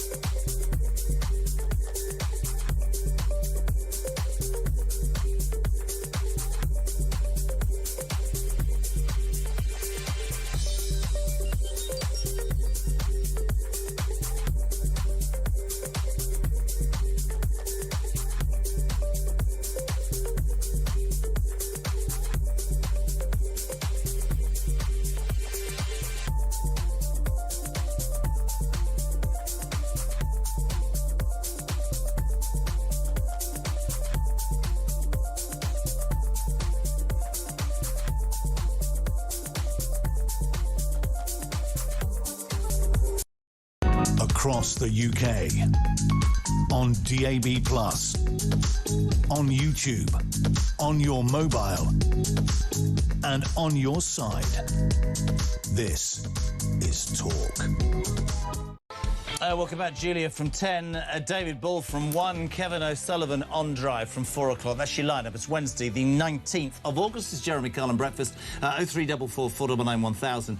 Text to 87222. You lot have gone nuts about Sam Rushworth. But let's just move to something else. Two big royal stories sort of came out overnight. We say a very good morning to the... Oh, by the way, before I do this, Dougie, hold on a second. Rissiru and Ollie want to mention. Morning, gang. Love you loads. I hope you're OK. We have to stop the show always. My kid's the most important thing. Good morning to the former press secretary to Her Majesty the Queen, royal journalist and overall legend who makes a blue shirt look terribly classy on a Wednesday morning. Dickie Arbiter, how are you, dear boy? Morning, young man. How are you? Do you know that you're the only person that can say that, which is why I have you on the whole time, because you make me feel young, Arbiter. That's how old you are. I'm good. At my age, I can call you young man. I've been on holiday for 2 weeks, but with my children, so I'm knackered and have come back to work for a rest. So you've gone back to work for a holiday? Absolutely, mate. Couple of stories I wanted to touch upon. The first, we'll have heard it in the news. Queen Camilla, who I think you and I have talked about in the past, there was such visceral hatred about this woman several years ago, but through real dedication and hard work and just a real genuineness has really found a place in the hearts of the British people. And she revealed in a private podcast that came out overnight an emotional visit to a cancer centre after privately discovering the King had been diagnosed with the disease, and how she sat there in sort of complete and utter, horror, knowing what was going on but didn't want to give it away. She's a stoic old bird, to be fair, isn't she? I really respect her. Yeah, she is stoic. I think you should drop the old bird. Well, I meant it nicely. I meant it very nicely. I used to call my mother that. And she is going to be 80 next year. But well, she is an old bird, isn't she, to be fair? But she's an amazing woman. She's got our confidence, I think. She is amazing. She dropped into Maggie's Centre, which is a cancer support centre, knowing full well that her own husband had been diagnosed with cancer. She wanted to talk about it because she was in the right place to talk about it. But she held wise counsel until it was announced by Buckingham Palace a week later, and now she can talk about it. She's been president of Maggie's Centre since 2008, and she's visited 18 of the 27 centres, so that's quite a formidable task. In terms of her as a lady, you watched... You were around, my old man was around when all the furore of Charles and Diana and everything that was involved in that, and of course she was pilloried. And it was a respectful comment when I said that to her, by the way, because I've met her twice. I think what she's done, I mean, I don't think any of us quite know the impact, the support and the importance he attaches to her. It was patently obvious that they were in love for most of their life. And it is a love story that's worked out. And it's actually to the benefit of the monarchy in general, wouldn't you say? It's the benefit of the monarchy and the benefit of the country, because she goes up and down the country to all sorts of organisations and they welcome her with open arms. And because she goes there, she delivers the publicity that they badly need. And with the publicity come the donations. So it's fulfilling a role that she's just dropped into and found very easy. I mean, she's been involved with the Osteoporosis Society for donkey's years, for decades, because her mother died of it. And all she has done is extended her charitable portfolio and done a sterling job and followed the royal family mantra, never explain, never complain. Completely agree with you, mate. I think she's been be some sort of example, and no wonder Meghan and Harry don't particularly are not particularly keen on her, so reports would say. I think, listen, I've listened to her when she was on the radio with her book club and all sorts of stuff, and she's talked about abuse, women in abusive relationships. So anybody who thinks I don't have the greatest respect for her is wrong, because I genuinely do. And I don't think you're alone. A lot of people do. No. By the way, I meant to ask this. Do we have any sort of update, talking about the cancer situation, do we have any sort of update or knowledge, further knowledge, Dickie, of where the King is in terms of his recovery or his treatment? Well, watching him perform, if I can use that word, he is to use your word, stoic. I mean, he's going up and down the country. He's enjoying every minute of it. He's meeting countless people. He's doing countless engagements. And he seems as fit as a fiddle. Yes, he's still having treatment. We're not told how much treatment he's receiving, but he is still receiving treatment. Not as much as he did last year and the previous year, but he seems to be thriving on it and thriving on the job. And as you rightly pointed out, the support of Camilla. Absolutely. The other big story overnight, my friend, Earl Spencer is to tell all about Diana's death. He plans a historic book to take on untruths about her marriage to Charles and the aftermath of the Paris crash. You were around at this point, the old man was around at this point. I remember the old man telling me about the funeral, and he was sat, and he said that when Earl Spencer started speaking, and he made a couple of comments then, that he said it was extraordinary because they started clapping. I'm sure you would allude to what the old man, bless him, was said to me, but he said something, Earl Spencer, I believe, that generated a response somewhere in the middle of London. And he felt, the old man said to me, you could hear the gasp of breath and the applause almost come through London and come towards the cathedral and come up. And he said he remembers sitting there thinking that will have shocked the royal family. What do you think this book will be doing to them? What do you think it will be saying? Any ideas? It would have shocked the royal family. It made the point that Diana didn't need a title to fulfill her role, a royal title. He made the point, royal title. And he also made the point that we, your blood family, will look after you. In other words, the Spencers will take care of William and Harry. I'm not terribly sure they have, actually. Sarah McCorkadale has been very good, as is Jane Fellows. Her sisters. Yeah, they're the sisters. Charlie Spencer tends to do his own thing and sort of one step forward, two steps back. At the time of the funeral, he was going through his first divorce. I say first divorce because he's been divorced 3 times. He's now on his 4th wife. I'm going to ask, is there something wrong with the guy that he can't hang on to wives? Getting rid of them the way he does. Are you being personal to be arbiter? Are you being rude to me? No, I'm not being rude to you, but, you know, somebody who's had 4 wives... well, I've had 3. Well, you're greedy. 3, yeah, fine. Anyway, I take your point. I wonder whether it's going to be, because he was very bitter and angry, right? He was very bitter and very angry. And you think about where the monarchy is at with Andrew Mountbatten Windsor and all the furore about the Sussexes. I mean, is this going to hurt them? Is he going to dig in and cause real problems, do you think? Or do you think... I'm not sure where he's coming from. The publishers say it's his perspective. I have to say, at the time of Diana's death, they weren't bosom buddies, she and her brother. In '93, she was undergoing tremendous stress from the paparazzi and from the media in general. Diana only had one home, Kensington Palace. She didn't have a bolt hole, and she asked her brother if she can use the garden cottage on the Althorpe estate as a bolt hole to escape. And initially he agreed, and then he reneged on that and turned her down, and she was bitter about that. So, you know, the brotherly love wasn't there. He was just concerned for himself. He was citing a question of security and media intrusion. If he really cared for his sister, he would have found a way to accommodate her with a bolt hole on the Althorpe estate, but he didn't. I think of Diana's death. I mean, we can all remember it was one of those things where we were. I just think a bit like so much in history, there's probably so much to be learnt. The Queen was criticised, Charles was criticised, everybody was criticised. It was a tragedy first and foremost, a tragedy. But the old man always told me that there was right and wrong on all sides, and you know, one just has to learn from it and move forward. She was an incredible woman who had her flaws, like we all do. You know, people will now look and say the boys have segregated and had all their troubles because of what happened to their mother. But you know what? You just have to get on with life. I don't know if... I hope it's not too bitter and twisted, because I don't think any of us need that right now. No, we don't need that. William has got on with his life. He's got a very loving wife. He's got 3 terrific children, and he's getting on with his life. Harry is still dwelling on the past, and the sooner he moves on, the better it will be for him. There's been a lot of criticism, even now, that the fact that the two boys walked behind the gun carriage.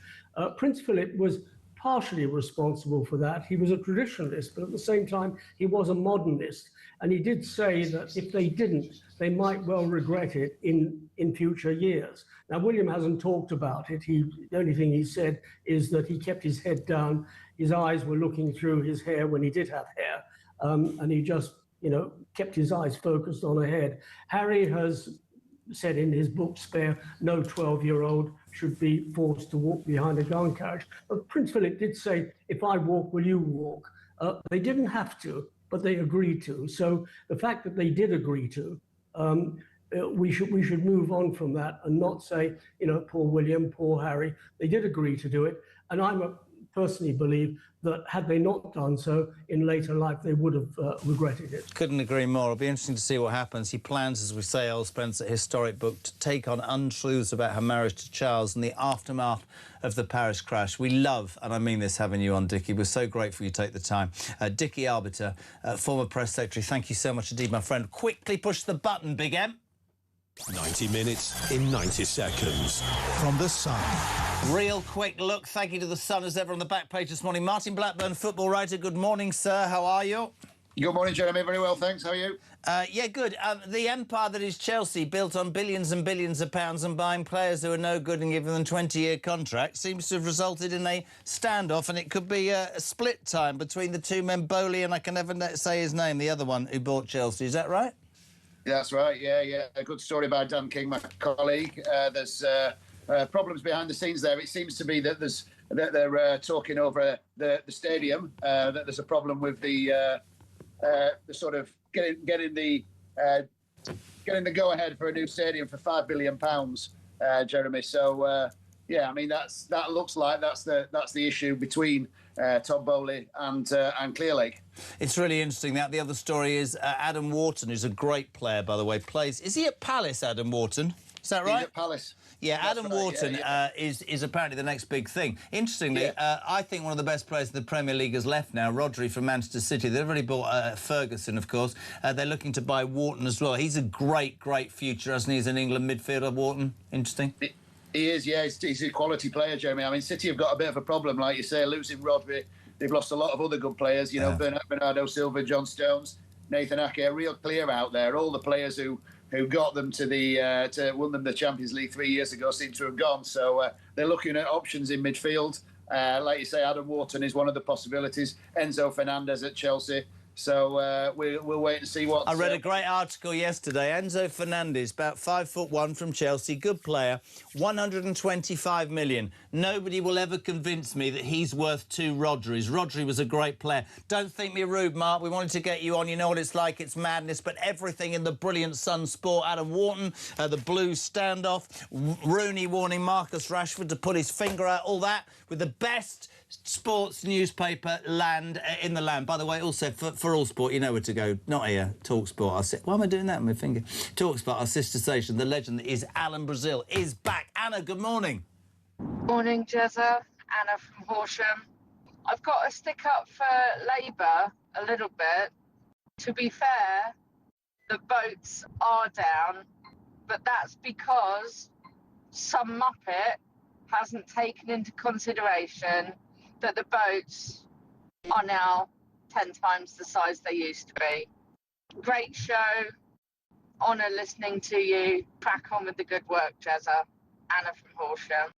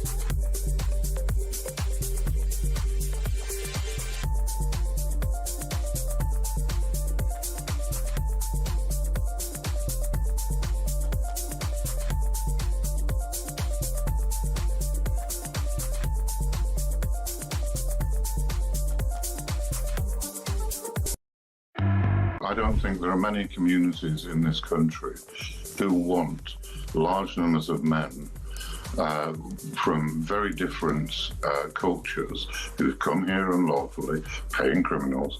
They don't want them amongst them, not because they're racists or they don't like people because of the colour of the skin or the religion, but it is just an unfair and very difficult burden to put on those communities.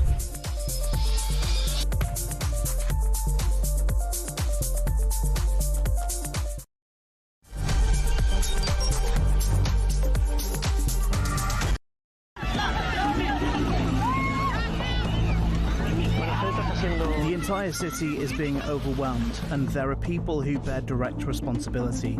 Those responsible are the national government, led by Pedro Sanchez and his ministers, as well as Mr. Marlaska, and of course, the European institutions, which have completely failed in what's supposed to be the European Union's external border.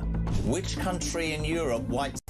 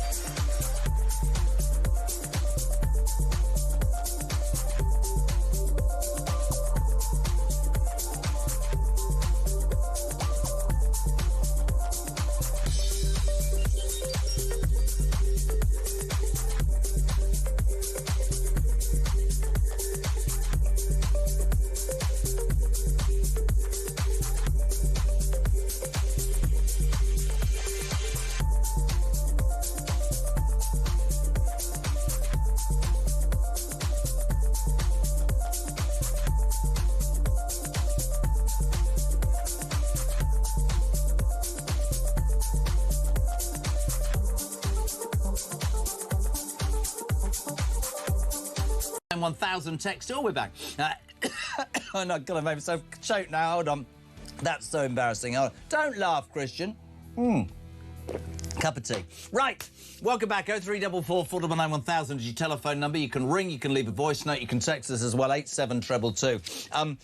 Sometimes moments on shows just take over the whole thing. And about an hour ago, as is my wont, I try and include as many people as possible on the show. I interviewed the Labour MP for Bishop Auckland, Sam Rushworth. He came out with a line that has slightly been incendiary. In fact, Dan Hodges from the Mail on Sunday said if he's not challenged by the Labour bosses before the end of the day, he'd be very surprised. That was Dan Hodges' opinion. Sam Rushworth and I were talking about immigration. We were talking specifically about how a French politician overnight has demanded that we Brits hand over more cash to tackle migrants. And he says that part of the problem, which I agree with, by the way, not the cash, is that we are an attraction. And I was putting it to Sam Rushworth that you know, that the attraction to this to migration to this country, right, is that we wipe the backsides of people who have not paid into the... I don't care who tells me that's wrong, it's not. We give everything to these people in return for nothing.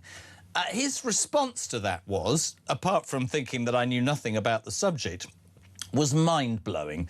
This is why Sam Rushworth, and I suspect many in the Labour Party, think we should allow thousands to flood our country. Have a watch. I think what we do need to look at is what are the pull factors. And I think there's two big pull factors. One is that they speak the English language, you know, because we spent a couple of centuries going around the world colonising it and teaching everyone our language. There's the reason that the Labour Party will forever allow people to come to this country. They've got a network of people that speak our language. And the other is that there is a black economy, and we need to deal with the black economy. White colonisation, the secret's out the bag from Labour. Mike, good morning. Hi, Jeremy. It's Mike in Whitney again. I'm sorry, I've run out of credit, so I can't be texting you anymore. A politician came on, Sam. God, he wound me up so much. Yes, we colonised countries around the world. Some bad stuff happened whilst we did it, but we ended with leaving them with the system of law, civilization, better infrastructure. But that's all in the past, isn't it? And the nonsense about they come here because they speak the language. No, they don't. Why are we spending billions on translators for them when they get their asylum cases seen, or they go to court for raping our girls? You know, they speak such good English. Why are you having translators all over the place? Alison from East Sussex. Hi, Jeremy. Sam Rushworth, in my opinion, is completely disingenuous. Apart from the nonsense and irrelevance of colonisation, he stated the sum of money given to migrants. How about rent, gas, electricity, water, council tax, clothing, doctors, dentists, free leisure activities, free travel and taxes, and so on? It is unbelievable. Of course, that is the pull factor. And to put this into perspective for people who think, you know, and there will be people who agree with Sam Rushworth. John in Lincolnshire, this is I mean, I don't even know if sad's the right word. He's 84. Another freebie for migrants. I'm 84 years of age, Jez, and I've just been told this morning by my dentist they're now going private, but of course, migrants will get that service for free. And I wonder how long that guy has paid into a system which is basically telling him to absolutely do one. 9:10. Let's go to, is it Westminster? Are we going to Westminster? Delighted to have the Shadow Secretary of State for Scotland and the Shadow Minister. God, he's got so many jobs. For energy as well. Andrew Bowie. Good morning, Andrew. How are you? Good morning. I'm good. How are you? Well, I'm all right, but I'm slightly enraged, and I'm going to start with your response that you won't have heard it. Did you hear that clip from Sam Rushworth just then? Well, I did just hear it as you played it back a few minutes ago. And you know what, I am, it's getting fed up of commentators, politicians on the left denigrating British history. Yes, Britain had an empire, as did France, as did Germany, as did the Netherlands, as did Belgium. But I'm standing here in Victoria Gardens in Westminster looking directly at a statue or a monument to William Wilberforce, because what people don't talk about is the immense good that was done by the British Empire. We are the only country in the history of the world that actually set our Royal Navy to work to end slavery, end the slave trade across the world. We were the first country to do it, and we were the only country that devoted, money and resource to the great effort of doing that. With the British Empire, yes, there were faults and there were flaws, and there are some bad stories out there, but an immense good was done through that. Britain has been an immense force for good in the history of this world, and I believe will be an immense force for good moving forward. And I'm absolutely fed up of people on the left of politics in this country doing this country down, being ignorant of our history, and telling people we should be ashamed of what we are. We aren't ashamed. We're proud of being British, and we're proud of our history. I want to get the Tory view on this morning's story. I'll make it as brief as I can, but it enrages me. A French politician has demanded overnight that Britain pays more cash to handle the tackling of migrants, despite the fact we spend 500 million for, in my opinion, very little. He says that part of it is our fault, and I agree with the second part, that we are such an attraction. That's what got Sam Rushworth. He was saying they only get £10 a week, ignoring everything else that they get. I've said this till I'm blue in the face, Andrew, and I know I've interviewed Kemi about this. I'd be interested in your response. I don't understand the money to the French. I believe that Europe is kicking us in the bits because of Brexit. I've thought that for a long time. But just on a pure human level as a politician, and I say this every day, do people like Sam Rushworth and other politicians really not listen to, understand or have their finger on the pulse? Because there are working people, the length and breadth of this country, who perhaps in the past, when things were better, the cost of living, whatever, would have turned a blind eye, but who now are working all week, have never broken the law, who try and do right by their kids and their wives and their husbands, and they don't get an nth of what people get to break in illegally to this country, to not come with their wives and kids, to cross 7 safe countries, to drop their papers in the water, because what? Not language and colonisation in any which way, because they know, excuse the French, Andrew, we will wipe their backside better than any other country. That has to be the truth now. Has to be. Yeah, look, I mean, in terms of the money that we're giving to the French, I mean, you have to ask what is being achieved through that. I understand the principle, you know, we pay the French to stop the boats leaving the coastline, but it's obviously not working. And so we need to ask questions about why that is. And on the point about, you know, the hard-working Brit out there, I totally understand. You know, they're working all hours, they're paying into a system, they're getting less back, cost of living is really biting, and they're seeing people here flouting the rules, crossing into the United Kingdom illegally. Nobody's saying that we don't want people who are going to contribute and be a positive benefit to this country. Of course we're not saying that, but it's about fairness. It's about contributing, about putting in and then getting back. And too many people here are seeing people coming into this country and not contributing anything, and we need to arrest that. One way we do that is getting out of the European Court of Human Rights, it's a Convention on Human Rights. That is the thing that is preventing us returning these people back to where they have come from. We need to have a new approach. This Labour government is just chucking good money after bad, and it's not having any impact whatsoever. Your other job is, well, one of your jobs, Shadow Minister for Energy Security and Net Zero. There's an astonishing, well, it's not in my mind, because I don't understand anything about net zero and its importance. Labour's net zero dogma, story out today, is costing cash-strapped families again £540 a year. It's a bombshell analysis that was scrapped by Ed Miliband. He didn't want the people to know this. Again, you're the Shadow Energy Secretary. I'm just an old radio presenter whose hair is falling out. Explain something to me. I really want you to explain this to me. So we're completely and utterly skint. We can barely afford the interest on the debts that we've got. And somewhere in the middle of the ocean is this resource, right, just hear me out, which if we drilled or whatever you do, got out, we'd make lots of money and do something about our debt. And also improve the lives of millions of people whose energy bills at home and at work are destroying lives. But no, what we're going to do is we're going to say, the Earth might end in a week, so we're not going to drill there. We'll allow Norway to do it, and we'll pay double for it. Andrew Bowie, it is bloody madness, isn't it, net zero? It's insane what we're doing, and that's why we've said we want to get rid of net zero 2050. That's why what we're saying today is, you know, yeah, we can deliver a cleaner system, but we don't need to do it, you know, betting the house on renewables and aiming for unrealistic targets that are going to cost the average person in this country, as you said, £540 a head. That's £320 billion over the next 20 years. We don't have that cash. And when it comes to the North Sea, of course we should be getting what we can out of the North Sea. Right now, we're paying more to import more from other countries who are doing the jobs that we are not doing here in the UK. We want to maximise recovery from the North Sea, get more of our own gas, generating revenue, saving British jobs, improving our energy security, reducing bills and reducing reliance on foreign countries. It's just common sense, and I don't know what it is that this government has to see. Just last week, BP, British Petroleum, announced they were signing a new contract in Venezuela. The week before that, they said they're pulling out of the UK North Sea. Around the world, the oil and gas industry is booming, but we're not getting any of that revenue here because this government is ideologically opposed to oil and gas for reasons known only to themselves. And it's interesting that you say that, and you're in the House of Commons, ideologically. Here's my thing. You know, I talked to you before about, you know, finger on the pulse.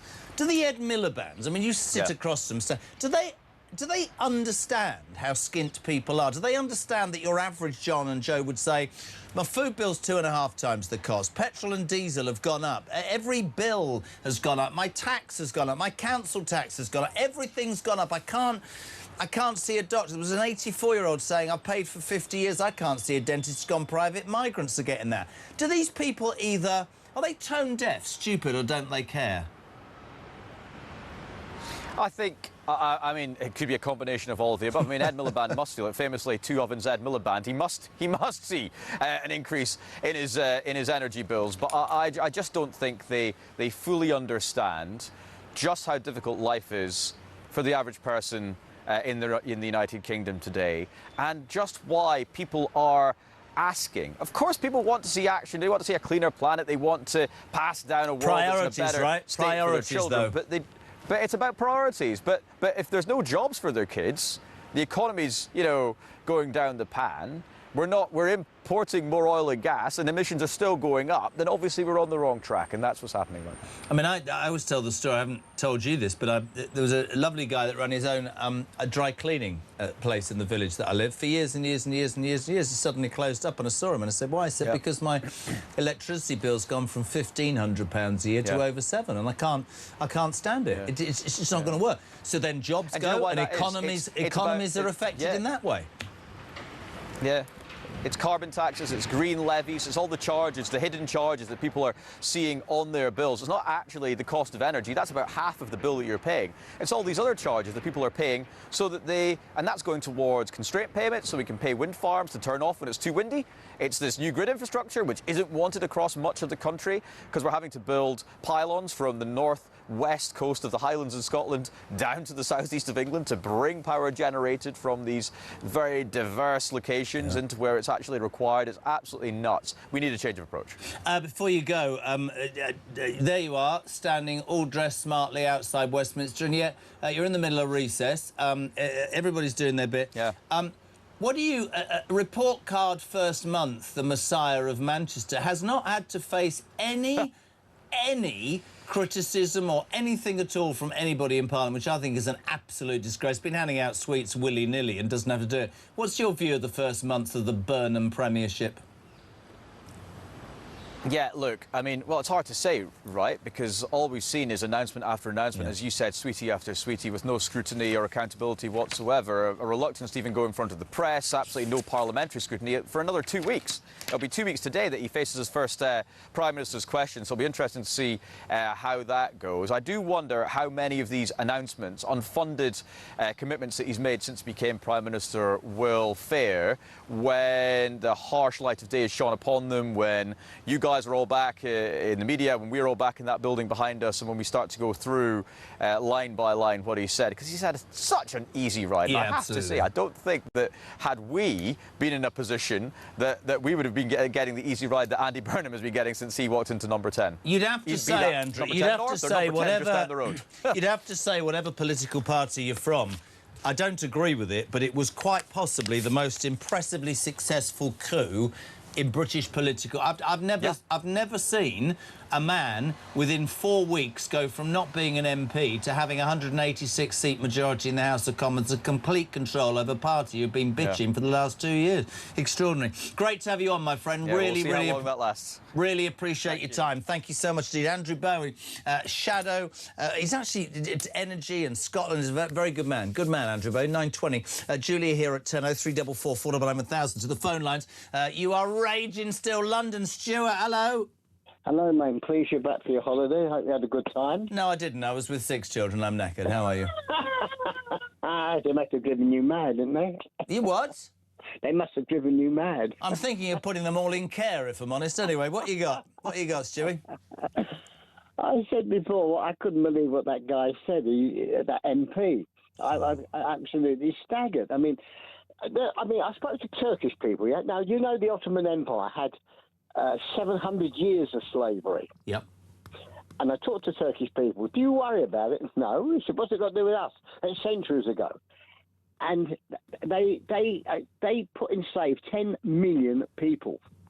We were 3.5 million, 10 million, and they castrated most of the men. And I tell you what, the Turks don't go around crying about it every day, what happened, because it's nothing to do with them. And this guy, another point, very important point I must tell you, Jeremy, he said that the boat crossings, the number of people coming are down, which is absolutely fact. Now, in 2025, they decreased coming into Europe by 25%. From this year, they've decreased for 40%. This is absolutely nothing to do with what Labour has done. It's 40% less have come into the EU, so 40% less obviously have come into us. Do you agree with me? To do with Labour. What do you make of the 500 million to France and some pillocks saying, like, overnight from France, we should give them more money? That's a joke, isn't it? Well, that's absolutely insane. This is taking money under false pretences. That we haven't got. We haven't got. You saw the guy at the beach there asking them to stop them, and the police said, no, we're not allowed to stop them, and giving them lifeboats and take the lifeboats back. Did you hear about that? Did you hear about that poll today, YouGov poll? Interesting, this. More Brits than ever before believe that efforts to stop small boat crossings are more likely to succeed by standing up to France rather than going, oh, let's have a conversation, an entente cordiale. No, give us your money back. You know, I do, don't you? If they don't stop them, I'd take a fishing licence away every hour or something like that. Seriously, it does my head in. Listen, great to have you on, Stewie, in London. Thank you. David, good morning. Hi, Jeremy. David from London. And there we have it. A Labour MP finally saying what we all know about Labour, that Labour doesn't want us to know. He's finally let the cat out of the bag. At the heart, at the core of the Labour Party is a dislike of our culture, our history. They're anti-British, and he has told us now everything we knew about the Labour Party that goes to the heart and the core of the Labour Party. He has finally let the cat out of the bag. Well done.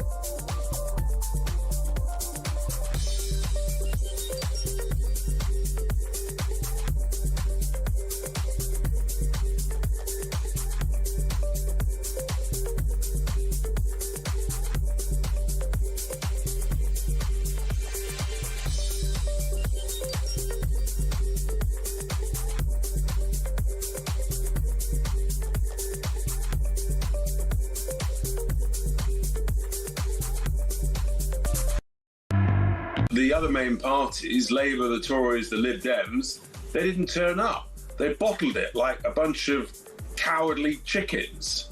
And in so doing, they were greatly rude and discourteous to the Clacton constituents. And sure, not everyone's going to like a particular candidate, in this case, Nigel, and they were left with having to vote for a bin. And I just think it is a grave discourtesy. What it actually shows is that all the other parties, they threw themselves in the bin.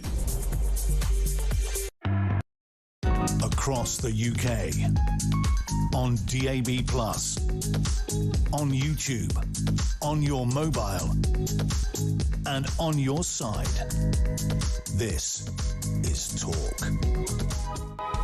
Welcome back, 9:25. We're live across the United Kingdom. Can't speak. Don't laugh, big M. Is it David a new one or an old one? Is that a new one? Old, right.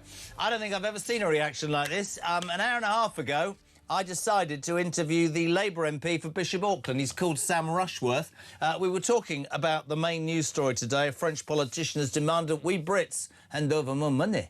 Why did I do that? 500 million quid already for absolutely jack, in my opinion. Well, lots of people have kicked back. There's been a YouGov poll today saying more Britons than ever before believe that the way to deal with the French is to stand up to them and stop kowtowing. The reason we're in the mire is we're paying them to wave people through and we offer too much. That would be most people's view, that this country is soft and has a soft underbelly, and is saying to people who pay tax, no, you're not. You're going to find it very hard to get a doctor or a dentist, but you know what? We're just going to roll out the carpet to anybody who arrives. Sam Rushworth saw it slightly differently. He blames our empire. Have a watch. I think what we do need to look at is what are the pull factors, and I think there's two big pull factors. One is that they speak the English language, you know, because we spent a couple of centuries going around the world colonising it and teaching everyone our language. There's the reason that the Labour Party will forever allow people to come to this country. They've got a network of people that speak our language, and the other is that there is a black economy, and we need to deal with the black economy. Very good morning. I can't wait for this. Talks International editor Isabel Oakeshott. Hello. You knew this will get me going, didn't you? Mate, it's like pennies from heaven for me. That you can imagine the world's gone nuts. Colonisation, the secret's out, isn't it? Unbelievable. Yeah, he's just articulated it. He's not going to be Mr. Popular in the Labour Party today, I don't think, not at the highest level. Do you know what just really frustrates me about this whole thing? It is the level of ignorance amongst our politicians. And it isn't just the Labour Party, although, of course, it rankles most because they are supposedly in charge. It's right across the board with our politicians. You know, you had Dan Hannan on last week, who were, well, it wasn't you, but your very honourable stand-in. And Dan Hannan was saying that these migrants are paying thousands of pounds to come over, and that just simply isn't true. Let's address what the Labour MP said this morning about one of the pull factors being English. I mean, you challenged him brilliantly on this. You know, they're saying one of the reasons they come over is because we've gone around the world can't even say it, can you? Colonising, nearly. As a result, so many people want to come to the UK because they've got a common language. He would only have to spend, I don't know, like 10 minutes in one of the migrant camps trying to talk to people to realise that they barely can string a single sentence together. And shock horror, Isabel, shock horror, we spent over 80-something million pounds last year on, oh, I know, translators. It's a load of baloney. That is an absolute load of rubbish to say that they speak English. Let me tell you just how bad this is in terms of the language skills of these young men. When they get to Dover and they are processed, some of them have so little ability to communicate with the country in which they are landing that Border Force actually present them with a chart on which they show different flags, because some of these people can't even say Somalia or Eritrea. They have to be shown a list of flags for them to point to. They can't say how old they are, so they are shown a list of numbers so they can point to their age. No one knows this. This is an exclusive talk revelation, one of a tiny number of things that we are going to be bringing you next week. It's amazing, this piece. What actually happened. So we have done extraordinary research into this. It's not just me working with Christian Drogan, who did the Undercover Migrant documentary with Talk last year. And he will tell you things next week that will make your hair stand on end about what is really happening here. But one thing I can say without spoiling the exclusive is they sure as hell aren't coming to the UK because they can speak English. Let's just knock that one right on the head. Not only do we knock that, let me just take a sec to say what Isabel's just said. Honestly, peeps, listen to me. I've done this a long time. The work that she and Christian have done is extraordinary. We can't give too much away, but it is extraordinary. And nobody can safely tell you this in any journalistic form since this crisis started has in any way managed to do this, which says an awful lot about Isabel and Christian. We'll have the exclusives on Breakfast next week. It's being done as we speak. The English thing is BS because of translators. Here's the other thing, colonisation. I've lost the email, but somebody rang me, sent me a message. Eritrea, Afghanistan, we didn't colonise them. The only country that we colonised was Sudan in that area. That's another BS suggestion. I can't believe that somebody that... I mean, I was quite interested that you and Dan Hodges, both you know, senior journalists, have both said the Labour High Command won't be very, very happy, because many people have just texted us and rung us and gone, the cat's out the bag. That's the absolute truth about the Labour Party, this apologist sort of... And then there's the other cynical view, which is, let's have as many people to the door as possible because they'll be so grateful they'll vote for me. I mean, I think that I've just got to keep underlining how uneducated these poor souls are. And I'm not saying that in some kind of horrible way. I genuinely feel from the work that we've done that people with a very low level of education and skills are being unbelievably exploited by criminal gangs. They don't know what they're coming to. This isn't actually, I mean, it's a rational choice in the extent that, you know, if you do live in Chad or Sudan or Eritrea, it's definitely going to be a better life in the UK, no doubt about that. You know, you do have more prospects and you are going to be looked after, but we need to park the idea that these young men are very informed about what it is they're coming to or where they're going. They don't know anything about England. No. They really don't. You'd be astonished by how low level this is. I don't want to give too much away with your work, but do any of them explain why they don't bring their wives and children from a bomb-torn, worn country? Why do they leave them there to be killed? Well, I mean, a lot of these men are so young they don't have wives and children. I mean, that's the reality. They're in their early 20s. I don't think we've got an average age. In fact, it'd be an interesting thing to ask. I mean, one of the problems is that quite a number of them pretend to be even younger than they are. But I think that the sort of average age is low 20s. So these are not young men that necessarily have left wives and children. But I could also say another reason why it's not realistic to bring wives and children is of the sheer physicality involved in actually getting from where they are to the boat launches. And we'll be saying an awful lot more about that next week.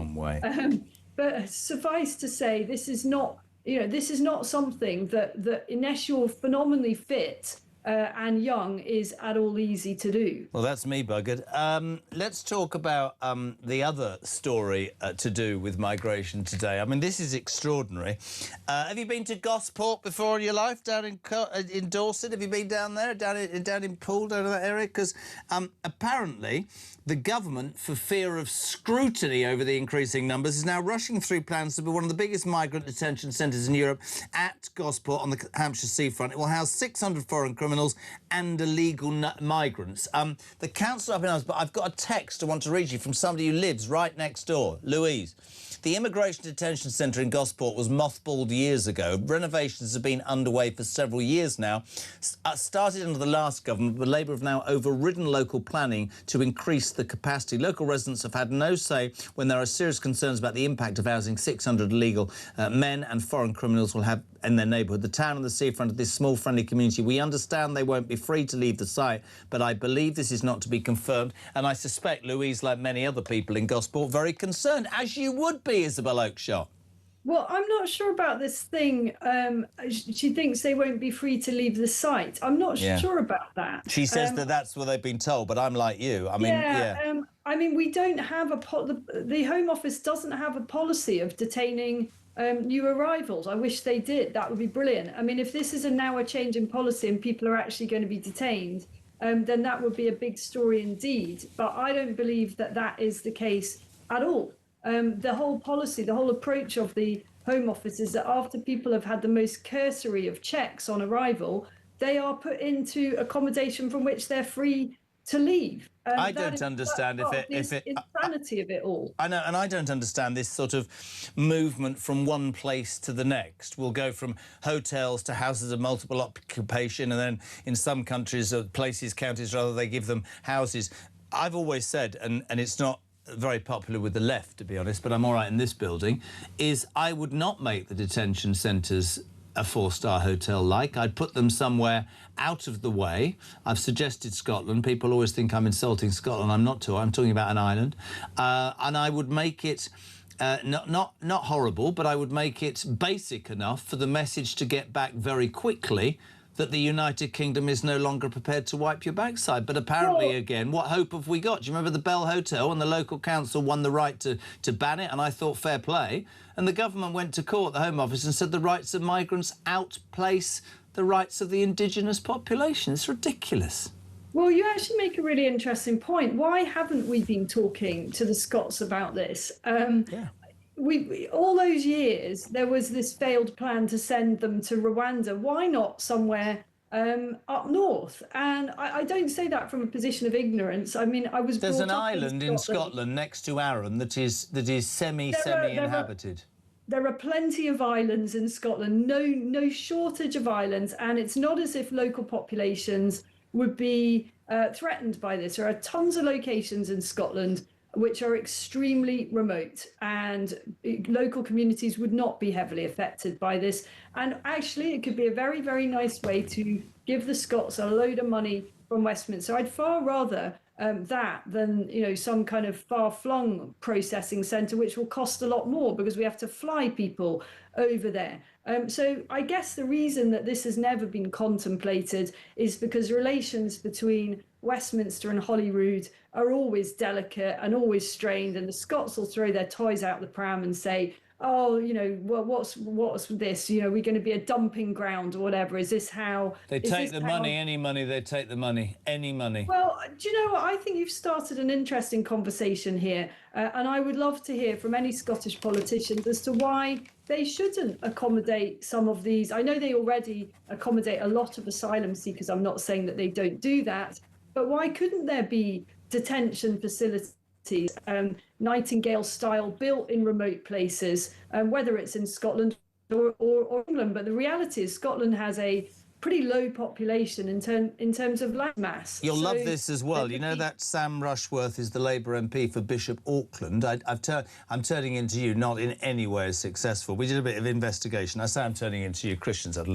know. Not one single asylum seeker hotel in Bishop Auckland as a constituency, and one wonders what the people that voted for him will think, that he's blaming colonisation on that and allowing people to come in. It's interesting, isn't it? It's really interesting. Well, if Andy Burnham has his way, you know, we'll all be, as he put it, playing our part, and there's going to be these hotels or HMOs distributed more evenly across the country. It's just the wrong answer to the question. And next week we will be showing on Talk actually how relatively easy it would be. Oh, you're getting close, Isabel. You're going to have to go. But I want to say this about my lady. I've done a bit of telly in 30 years. I've seen a couple of clips of this. This is blinding. When are we thinking you're going to come on breakfast and give a little sousson, aren't you? And then it's going to be... We're looking for early next week. Yeah, and I am super excited about it because this is serious stuff, folks, and ain't no politician doing what we do. Ain't no politician. I love that. That was very sort of American and cool. We thank you so much indeed. We'll get you more involved in terms of saying what that is. But Isabel Oakeshott, it is a world exclusive in terms of migration. It is. There is nobody has done what she and Kristen Drogan have done. We'll be bringing it to you next week on Talk. It'll be on its own a standout programme. But it will also be on The Breakfast Show, and we'll do everything we can to get it to you as soon as possible. Mark, good morning. Morning, Jeremy. Just been listening. Obviously, I had that guy on telling us about, you know, they come here because of the language and because they all speak like English. No, I deal with people that have been here for 30, 40 years and still don't speak English. Just the way it is. They don't have to because they stay within their own communities. So, you know, the ones that have done, and the ones that will live here. But the ones that come here 30, 40 years ago, they haven't learned the language. They don't need to learn the language. So his language, or the fact that they all speak English, is absolutely bullcrap.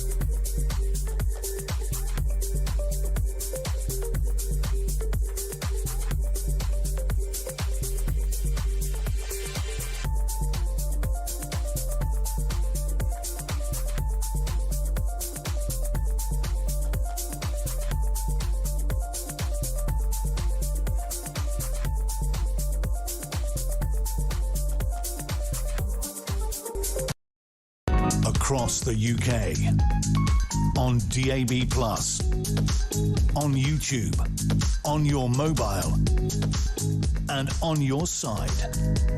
This is Talk. Genuinely don't usually do this, but give him a listen at 4. I was listening yesterday in the car. Brilliant. Kev O'Sullivan on Drive, on Talk, 20 minutes to 10. We're live across the United Kingdom.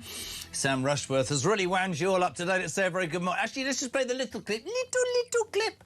This is what a Labour MP from Bishop Auckland blames illegal migration on. I think what we do need to look at is what are the pull factors. And I think there's two big pull factors. One is that they speak the English language, you know, because we spent a couple of centuries going around the world colonising it and teaching everyone our language. There's the reason that the Labour Party will forever allow people to come to this country. They've got a network of people that speak our language. And the other is that there is a black economy, and we need to deal with the black economy. We say a very good morning to the head of comms at Popular Conservatism, Annunciata Rees-Mogg. Is your mouth on the floor like the rest of us? The cat's out the bag, isn't it? It's absolutely ridiculous. Blame anything you can, except for things you've got control over. They're not going to make us all speak some other language. That's not going to change. We've got to address the situation as it is.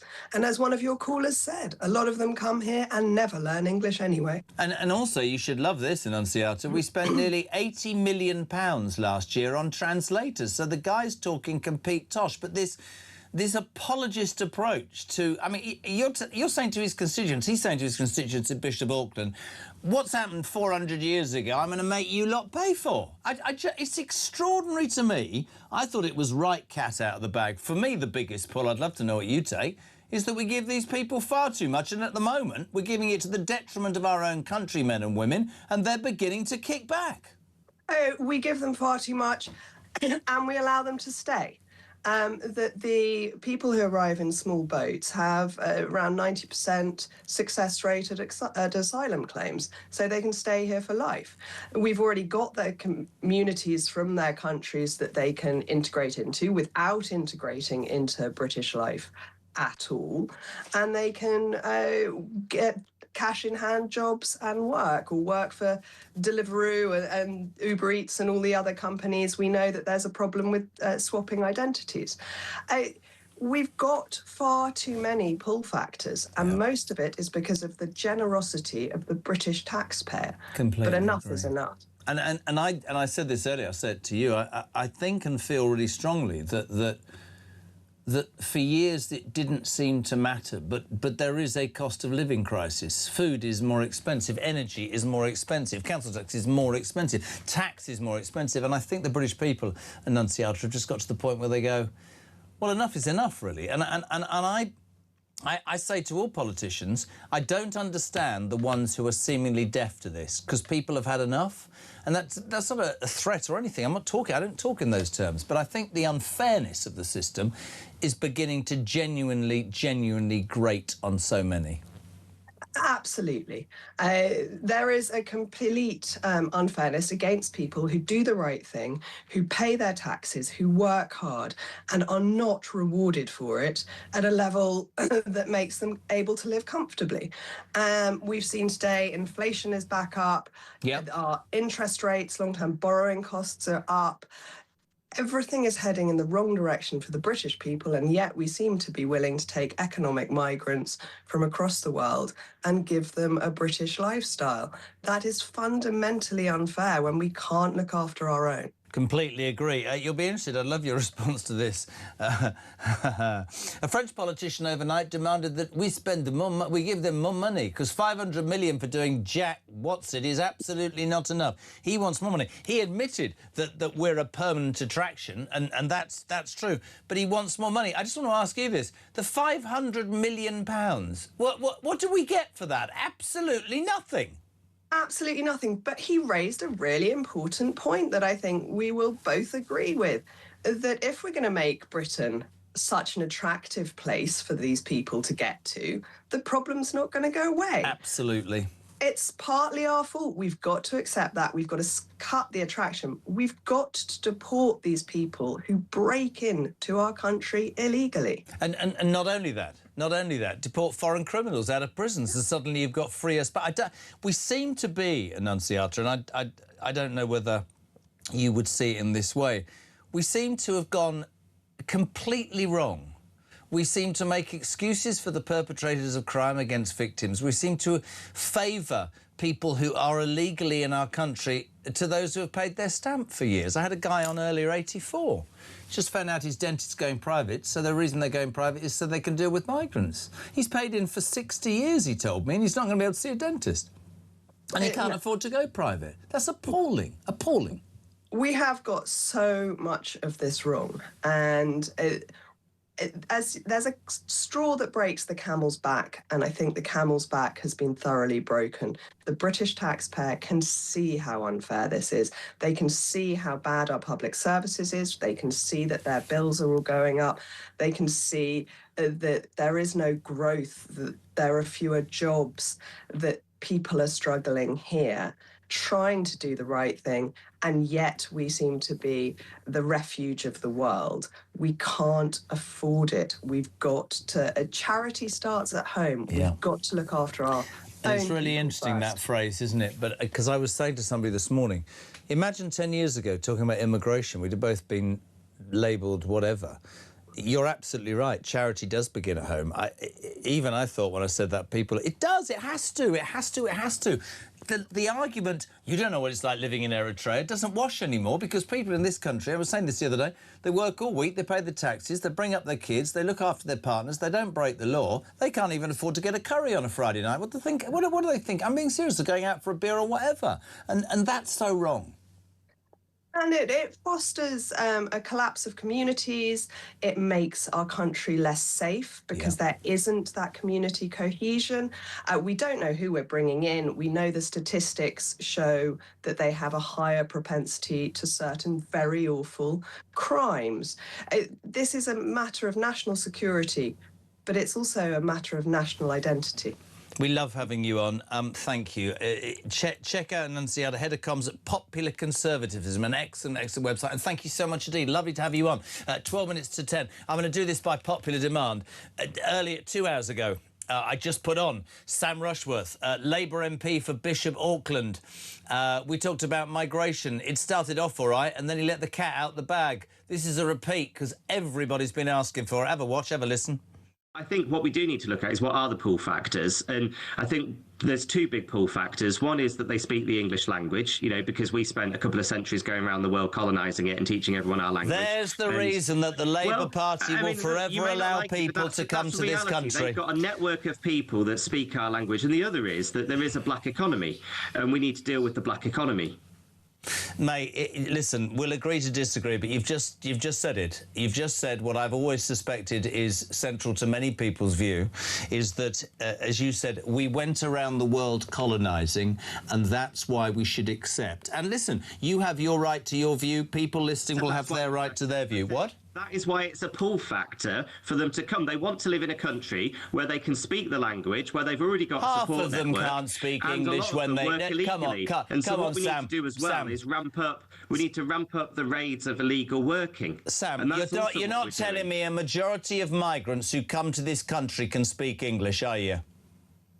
A lot of them come because they feel they can work better in the English language than they can in many of the European languages. Explain to me then why they don't bring their wives and children. There was a man from the Labour Party who used to be Chief Secretary to Keir Starmer called Darren Jones, who on Newsnight, because I was watching the programme, said that the right don't understand this. 90%, he said, of those boats are full of women and children. The biggest load of claptrap I've ever heard in my life. If you, hear me out, if you were living in apparently this war-torn country, hear me out, right? And you had a wife and child, because I've desperately wanted to ask somebody from the Labour Party this for a long time, would you, A, bring your wife and child to make them safe, or would you, in fact, leave them there and cross 7 safe countries so that you came to England under the guise in your mind, Sam, that you speak the language or because we colonised your land? They're coming here, mate, because we get... Why don't they stay in France? It's safe because you said it yourself. You said, oh, asylum hotels aren't great.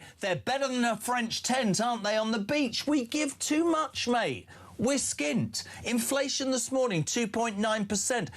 over £100 billion a year on interest simply to cover debts we can't afford. I'm not blaming you for those debts right now. I'm blaming all governments. What I'm saying is, and I can't get this phrase out of my head and it's going to sound terrible and you're going to hate me, shouldn't we be looking at home first before we look abroad? Shouldn't we be saying to the people that you sit there in Bishop Auckland and say, oh, Brits aren't doing that badly, they're only getting £10 in migrant hotels. I went to Bournemouth and I put this out and people were like, oh my God, that's true. I went to Bournemouth 2 weeks ago and took my son for his driving test, a theory test. Bournemouth was full of young migrant men walking up and down, drinking, smoking and leering, to the detriment, don't care what you say, Harry Redknapp came on with me, completely agreed with me, to the detriment of what was once a beautiful town. That is not good for those people. I don't believe that those young men came here to build great lives. Where are their wives? Why did they throw their papers in the sea? And why, seemingly, with respect to you, Sam, are we, in the eyes of many, treating them better than we're treating our own voting, tax-paying public? What confuses me about your question is you still seem to think that that there's a difference between you and me in the degree to which we want this to be happening. There's not. We both want there to be 0 small boats crossings. But you're asking the question, so why are they mostly men? I mean, firstly, that there are a lot of women and girls, but you are right. I think that there is a much higher proportion of young men. I think there's a couple of reasons for that. One is that in a conflict situation, they tend to be the most likely to be killed and recruited, but also it's because, as you know very well, a lot of these people are coming as economic migrants, or it's because they believe that if they make the dangerous crossing, they can then bring their family. And that's why one of the things this government has done, as I say, we need to disrupt the business model and make it less attractive. We have worked and got an agreement at the European Court of Human Rights called the Chenonceau Agreement, maybe you should cover it, where people cannot appeal to the right to a family life to bring family members in a way that they used to be able to do. That is one of the changes that we have made. Another thing that's important to note is the amount of people who come because they believe that they can work illegally, but there is a big black economy of illegal working. That's why we have increased immigration rates more than 100% since we came to power. So it's about getting rid of the reasons why they come. It's also about returning people. And the one in, one out thing hasn't been a huge success, has it? So far, we're at 5,300 in and about 10 out. But something has to explain the 50% drop in small boat crossings this year.